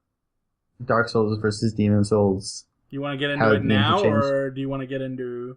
Because I want to talk about Dark Souls a little bit, because I'm going to say something... I'm going to do my Goggin thing where I say something completely outrageous, but has a lot of merit to it. You ready for it? All right. And you're going to make everybody angry? No, I don't think anyone will get angry. Maybe, I don't know, depends. If Metroid is GOAT of its genre, right, in terms of doing that type of level design, I don't think that's a wildly crazy opinion. You would think one of the, you know, one half of Metroidvania would clearly be at the top of the food chain, right? Take your pick. A world of connected areas. Yeah, Super Metroid or Metroid Prime, pick one. You're probably not wrong with that opinion. Let's even give them 1, 2, Metroid Prime and Super Metroid, whichever order you want to go with. After that, I would take Dark Souls over anything else. Dark Souls does that really well. Dark Souls, to me, is one of the best, like just sheer world construction is top-notch. Like, we had that giant thing where we talked about Dark Souls versus Demon Souls, and because I was so committed to Demon Souls willing, I let Phil have that moment, but I'm like, I disagree that Dark Souls' world makes no sense. Like, it makes perfect sense in its construct. I think Dark Souls world's actually really well constructed in that sense. Yeah. Like, it definitely feels like a place where everything is connected and could legitimately exist. Like, the only bullshit about Dark Souls is, like, those weird moments where the lighting engine does weird things, like it gets darker for no apparent reason. Or, like, it got brighter for no apparent fucking reason, because that's not how light works. Right? But, it's always, like, you're going... You can kind of...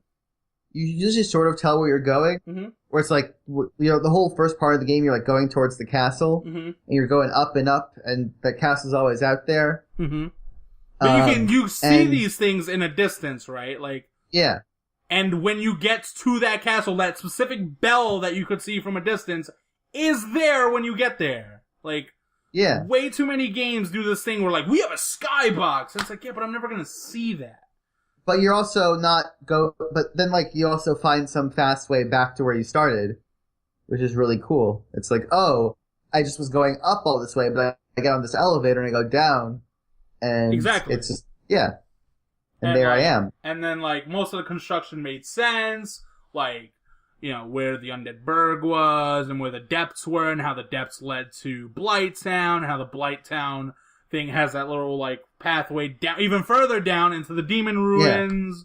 You know, like, that's you can go down and down and down in that game. That's also a really interesting thing as well. Yeah. In its own little way.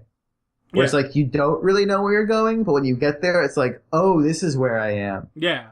And, like, again, it keeps coming back to that beauty of, like, when you saw something in a distance in Dark Souls, like, it was there. Like, you see the New Londo ruins from the Firelink Shrine. You see, like, glimpses of what the demon ruins could be from Qualeg's domain. And then you get down there and, like, oh. And then you see glimpses of what Lost Azalea is gonna look like. You know what I mean? And then, like, there's the Great Hollow, which, like, leads to that secret area, which works. It's like, it's its own thing under this tree that goes way the fuck down God knows where. Right? And you get to, like, the bottom of the world, basically. And it felt like a great, like a great decision to take the Souls franchise. Like, okay, so you created this, like, sort of hub world in Demon Souls, right? The Nexus. And then you'd go to these 5 distinct areas. These sort of, like, that were, like, cut off, fractioned off for the next, like, quest, if you will. And then you'd eventually, like, once you did all the, like, main content, you'd go fight the final boss, wham bam, and you finish the game. Dark Souls was like this world now. Like, now it's like this one singular place that was trying to kill you. And, like, it was awesome. Like, it was just like you said, like, there were these quick shortcuts, and it didn't feel like, you know, like, you'd have to backtrack to, like, when you were backtracking, it didn't feel like you had to go through bullshit. Like, everything felt natural and consistent in a way that I don't think a lot of Metroidvanias, for instance, feel, whether they're 2D, because they feel like, oh, here's this bullshit color-coded door, right? Like, Dark Souls has none of that. And then, like, or it's a 3D game, and it's like, I regret saying this, Metroid Prime 2, which for all its brilliance, has sequences that just feel like I am going back because this game could not find a more reasonable way to make me do this puzzle. And it's completely bullshit. This is actually time consuming and not satisfying. Right? Yeah. I believe that's a common reaction most people have had against Metroid Prime 2. Like, sometimes that game is just completely, like, ridiculous about being Metroid. You know? Whereas Super Metroid and Metroid Prime feel natural, and I feel Dark Souls was always natural. Yeah. And then... yeah. There were great additions. Like, I thought the Covenant, as half-baked as they were at times, was a really... It was definitely... Yeah. It was good. It was definitely better than the World Tendency system, which was a bit of a mess. Yeah. In Demon Souls. It's definitely a weakness of that game. Doesn't really make sense when you're online. You can't control it at all. But it has this powerful effect on what content you can access. Covenant gives the player a lot of control over that stuff. And suits different playstyles, encourages kind of going back through the game and trying new things. Right. But in a kind of natural way that also builds on the lore of the world and on the characters within it. Mm-hmm. It's a really strong natural decision. Like Dark Souls is a really, I think they made a lot of smart choices in expanding on what they'd done with Demon Souls and taking that in sort of new, better directions. Let's just say with the world design, making that sense of exploration even stronger. Having that hub at the shrine feels like kind of this home base. It's a little bit like the Nexus, and then you're going out. I thought it lent itself well to the Dark Souls storytelling. Mm-hmm. It did.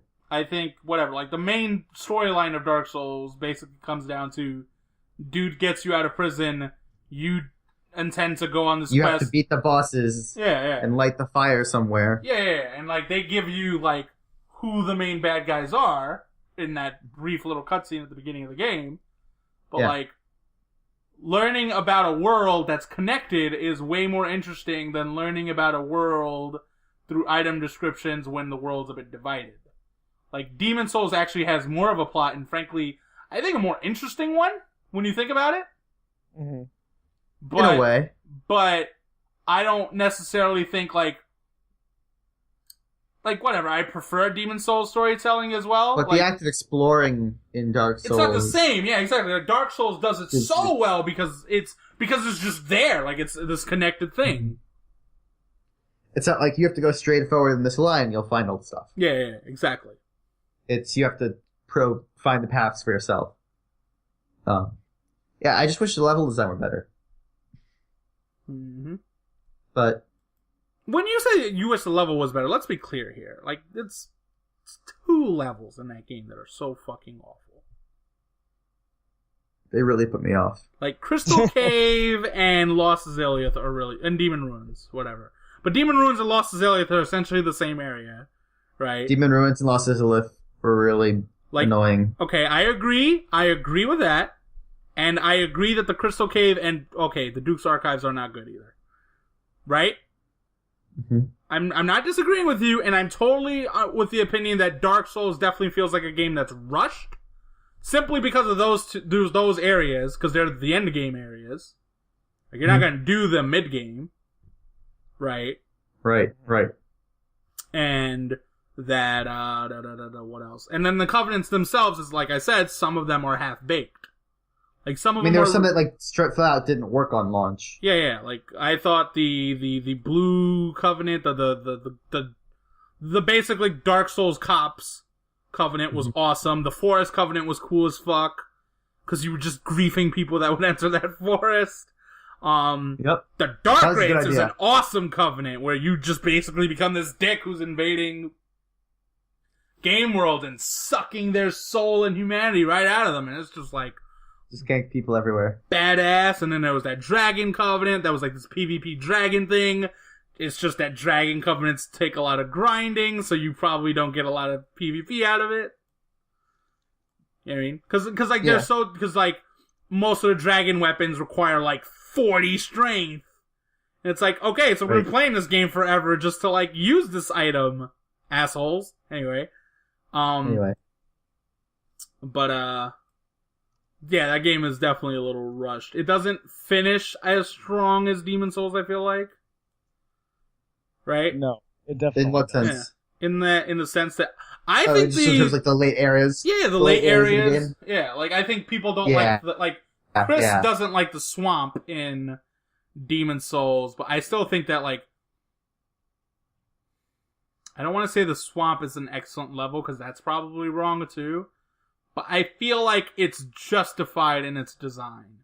Whereas those areas in Dark Souls are just clearly no, this is objectively bad game design that's happening. Yeah, there.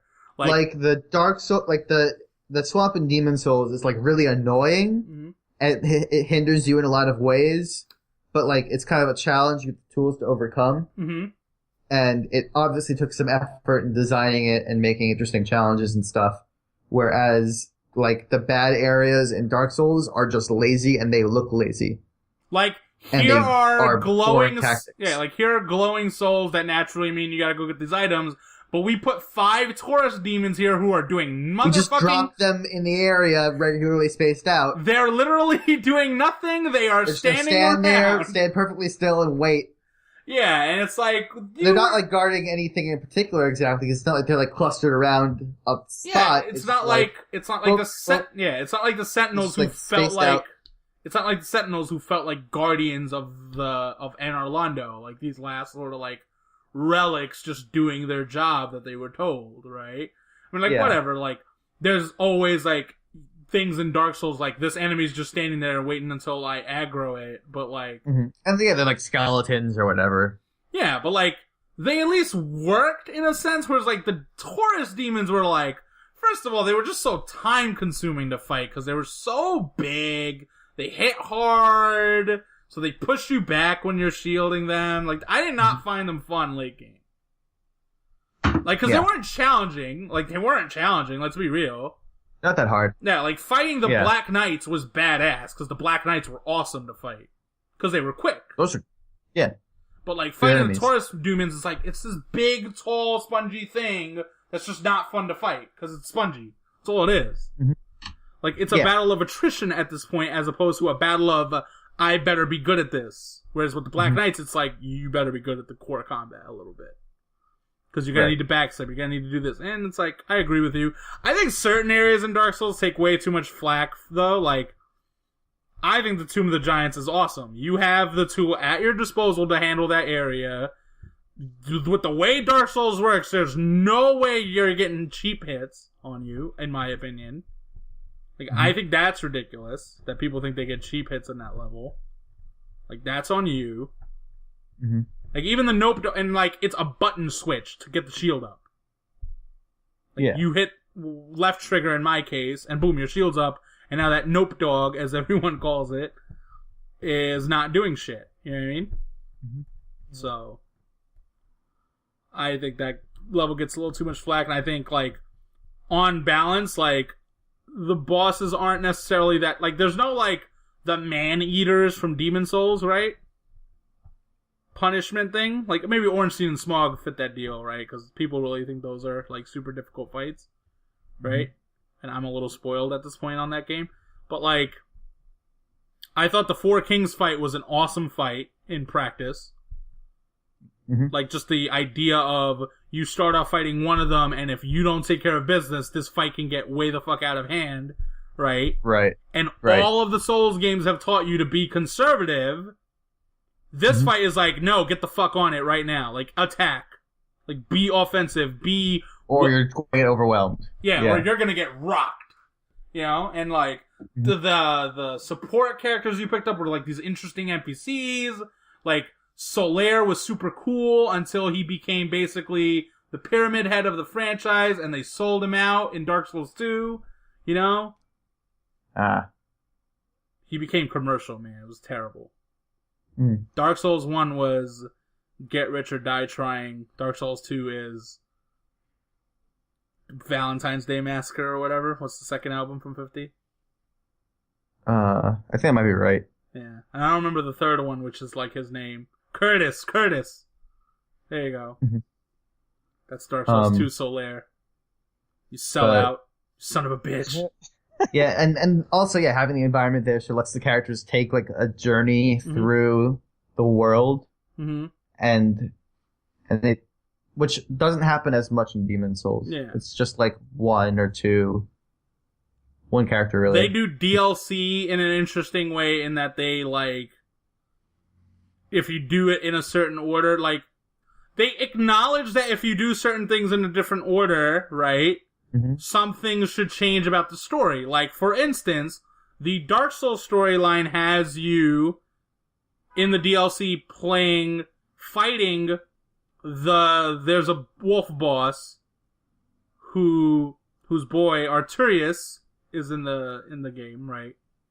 And you fight him, and you have to kill him because he goes insane or whatever the fuck, right? Yeah, can we talk about how cool the Arturius of the Abyss fight is? Because it's fucking cool. He's hype as fuck! He's so good! It is so hype. Oh, I love that fight. It's That's so good. It's such a shame that fight wasn't in the game proper. Yes. Like, that should never have been DLC, in my opinion. Like, that should have been a main part of the game. Because he's just bouncing around from everywhere, and, like, for towers, whenever you fucking listen to this, do not do the Artorias DLC late game, make sure you do that mid game, because that's when you need to do it. Because I feel like those sequences become a little too easy once you're too specced out. Like, I initially did them on, I want to say, my New Game Plus playthrough. But that's neither here nor there. Point is, it's a fucking awesome fight. You are absolutely correct, William. You're in this, like, old sort of, like, Coliseum, like, arena. And, like, you're having this sort of, like, badass sword fight against this, like, towering warrior, right? And he's just, like, fast. He's moving around. But everything, like, has this, like, great tell. So you know when those hits are coming. So you are equipped to handle the fight. And it's awesome if you ever land a parry on that guy. And man, he's jumping through the air and like, oh, it's so cool. Yeah. It's so fucking god. And like, I wanted to bring that up because like the wolf, his boy, Sif, sees you kill him, but like he understands that you brought him peace or whatever. And later on in the game, which is when like he was non-DLC as an enemy, when you come to Artorias' grave with the sword that Sif is defending, Sif sniffs you out and realizes who you are and understands that you're just here to do the job, right? And it makes this like totally like what should have been like just like whatever boss fight, like you against this dog, like just what's tragic enough as it is the dog. Yeah. He starts limping at the end. Yeah. Yeah. But even with that, it's awesome though. That's another layer to it. Like Dark Souls does, like, when it decides to do storytelling, it's actually, like, really cool about it not that you're gonna ever remember it for, like, some excellent plot point or something, but, like, it gave you just enough of a narrative to make this world feel like something substantial, right? Whereas, like, we played plenty of games that have, like, these interesting, like Will loves talking about world building, right? Will, like you sort of have like an appreciation for that type of stuff because you enjoy writing and you understand the degree of difficulty it is to actually build a world. Like anyone can not anyone can just sort of pretend to write an outline for a plot. Building a fictional world is difficult. It is. Yeah.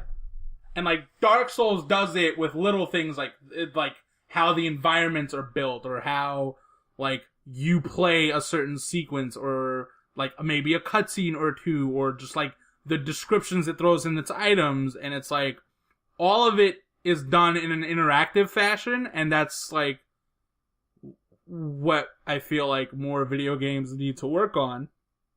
Yeah, I mean, just even in the order that you see stuff. Yeah. And, Dark Souls is fairly a non-linear game, but when you see the white lady after the Quelog fight, and you come to understand what her story is, you're like, oh, that's really fucking sad. Yeah, and then you realize, I was like, I killed your sister. I just totally messed this thing up. Yeah. Oops. Yeah, it's just little things like that. And, it's so easy to miss that little bit. You don't have to go talk to her. Yeah. You can just run past her. Yeah. You don't have to meet that other lady whose entire quest has been trying to save her sisters from the plague they've had since the fire or whatever. Because Beatrix, right? It was the witch that dicked him over or something? Mm-hmm. Yeah. And it's hard to build a world in general. It's harder to build a world with layers, especially one that reveals those layers depending on something that you as the player do. And Dark Souls is really good at that. It's almost terrifyingly good at that.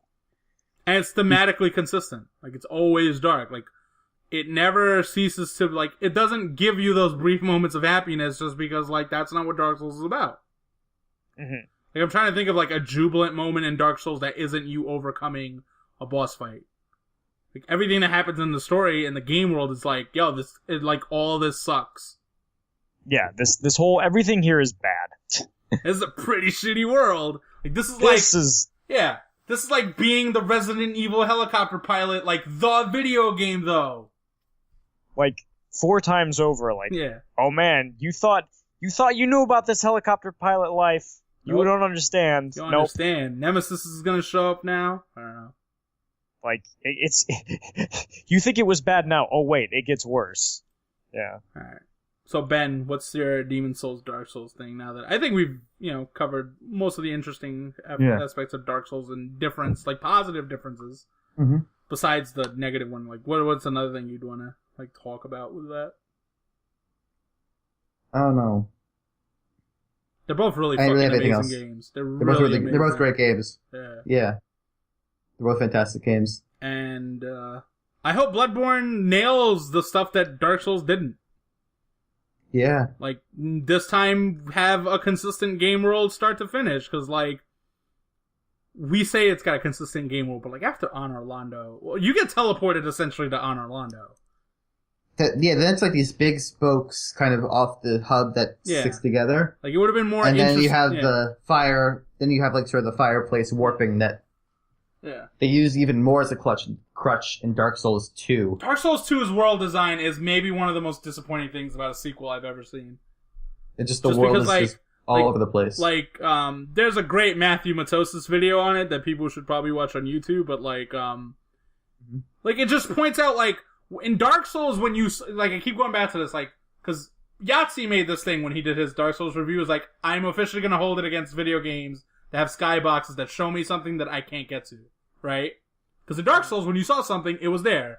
But in Dark Souls 2, like, it never made logical sense, because sometimes you'd see this castle, right? But then you'd get near that castle and you'd be like, I didn't see any of these motherfucking mountains or any of this other shit, but I definitely saw this bridge, so someone fucked up here, right?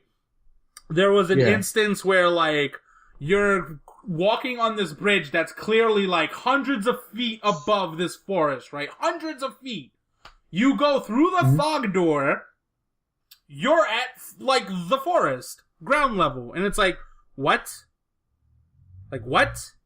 Yeah. Because, like, when you go through fog doors in Dark Souls, like, for instance, in the depths, it's like, oh, you still have to go down some more stairs to the area you need to be. Like, there was like, a logic to the game world. Yeah, they build the spacing of it. Yeah, like, when you're going down to the forest in the first Dark Souls, you have to go into that, broken church area, and you go down some steps, and you go down some more steps. It feels like you've gone down a bit to get to that area that looked kind of high up. Yeah. When you started the game. Yeah, and then, like, it was like the Demon Ruins level design all over again. Because, like, a lot of that area is, here's this bonfire, way too many bonfires, by the way, in certain sequences. Here's the bonfire, the boss fog door is down the hallway, but it's a hallway of dudes, like 6 and 7 of them. And it's like, I don't even want to fight them, I'm just going to run right through them. So you've completely undermined your atmosphere, your world design, your combat. And, like, don't get me wrong, like, it's still a good game, because, like, Dark Souls mechanically is a good game, and, like, fighting good bosses is still a good thing, and those games still have great atmosphere and music and all that stuff. But it's like, if you had never played the Demon Souls and Dark Souls games, you were, like, looking at it in a very, like, critical lens, you would go, this game has a really cool base, but it just doesn't do enough to be excellent. Because it just makes these poor, illogical design decisions, or these super homogenized combat designs, and it's like, that's so not what Demon Souls and Dark Souls were, right? Mm-hmm. And the worst part is, I think, at times, Dark Souls 2 is just cheap. Like, sometimes it's, like, trying to live up to the idea that Dark Souls and Demon Souls are hard, which, as I keep coming back to, is like, Demon Souls and Dark Souls aren't really hard. Like, they are challenging to an extent, right? But if you are an enthusiast of this medium, and you know something about gaming history, there's way the fuck games harder than Demon Souls and Dark Souls. Yeah. Like, Volgar the Viking is way the fuck harder than anything I played in Demon Souls. Battletoads exists. You know? It's just knowing not to push yourself too hard. To, like, be careful, take things slow. Yeah. And, like, avoid leaving yourself open, and you can usually get through. The comparison I'd go with is, like, it's like Mega Man and Castlevania in their prime. They're acknowledged as hard games, but when you really think about them, they're not actually hard games. Like, those games are just about, we're gonna teach you something, you better learn it, and then get good at it. Like, it's just that kind of design. pay attention, learn the patterns. Yeah. And then it's just Demon Souls came out after this like weird little 3-year stretch where all of a sudden that type of game was frowned upon, and we were getting these super like way too accessible approach to video game design. Just the way you said that. I hate that word so much. I hate that it's used as a positive. I think we had a podcast on that. You know, I think I'm not gonna like hate on accessibility because accessibility is a good thing. Accessibility itself is a good thing. It's the way it's been used.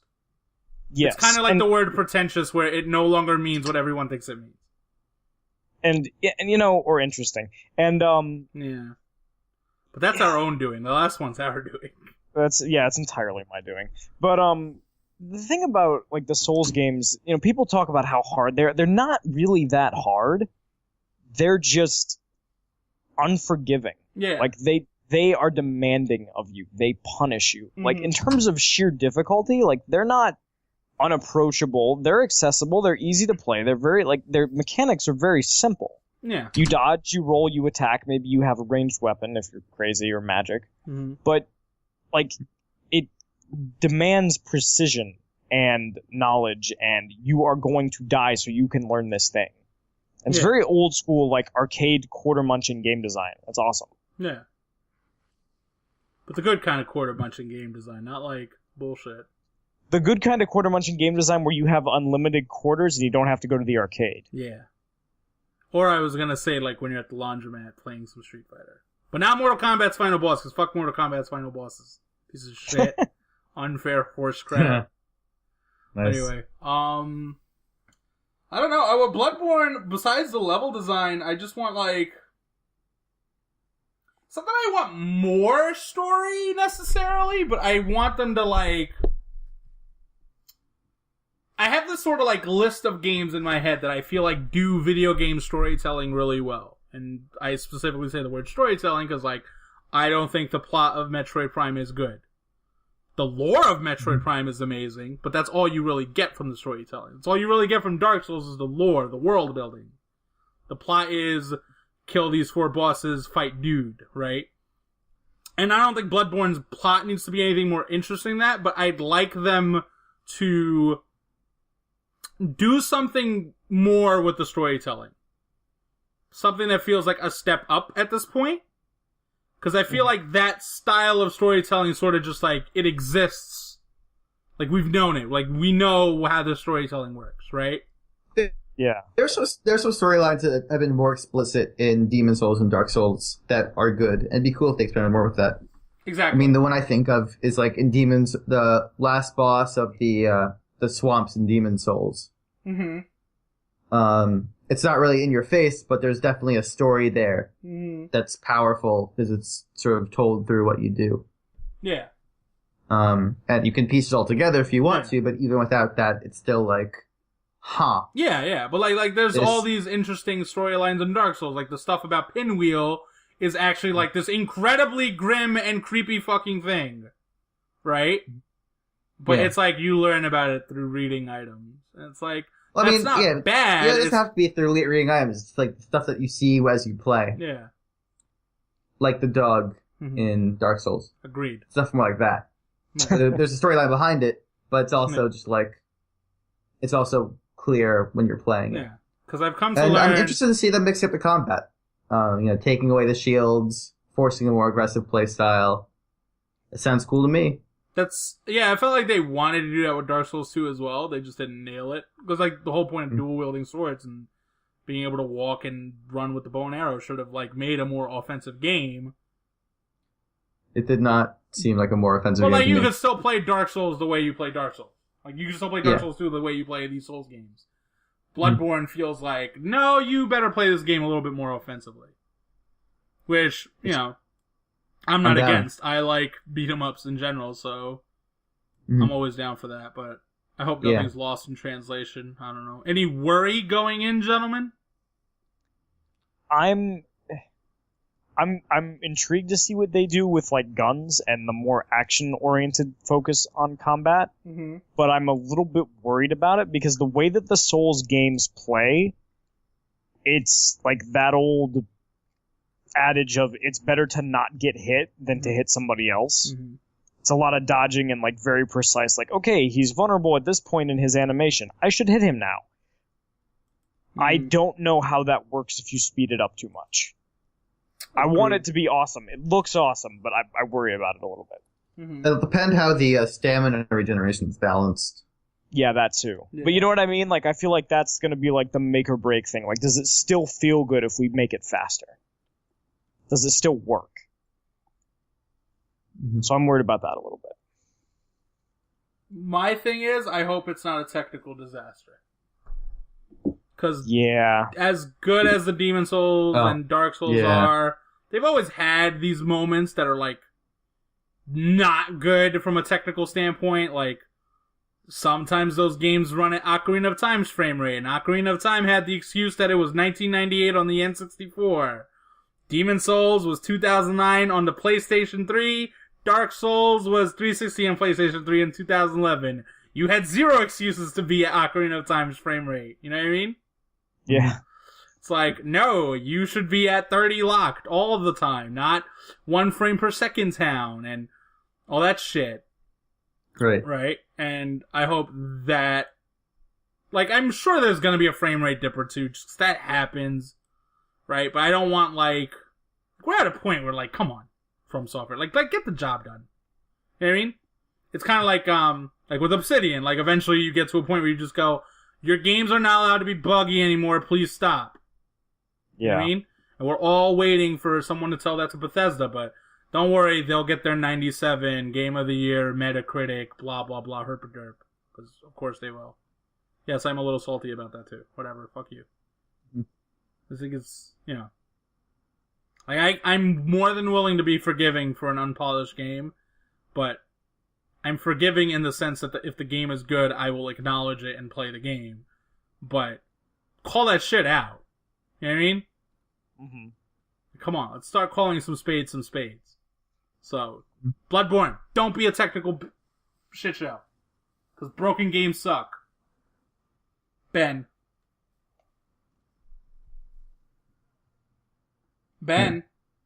Yeah? Any worry you have? Any worry? Yeah, I think the technical thing is the main thing, and I'd just be really sad if it wasn't good. Mm-hmm. But, alright, you're not going to be playing it day one. I'll see. I mean, I have you guys to sort of test it out for me. Right, really? We're beta testing for you? Yep, thank you. Okay, whatever. All you people are really generous. Whatever. But, I mean, I really hope it's good. Because I'd like a reason to get into next gen, you know? Beyond the Wii U. To get a PS4. Oh my god, this picture is so fucking good, William. You can read that. Anyway, I think that should close Great this out. podcast material. Yeah, great podcast material. Whatever, fuck you. Anyway, that should do it for our Demon Souls, Dark Souls podcast. I needed Will and Ben here to carry my ass through from a podcast as I was barely so fucking tired right now. Yeah.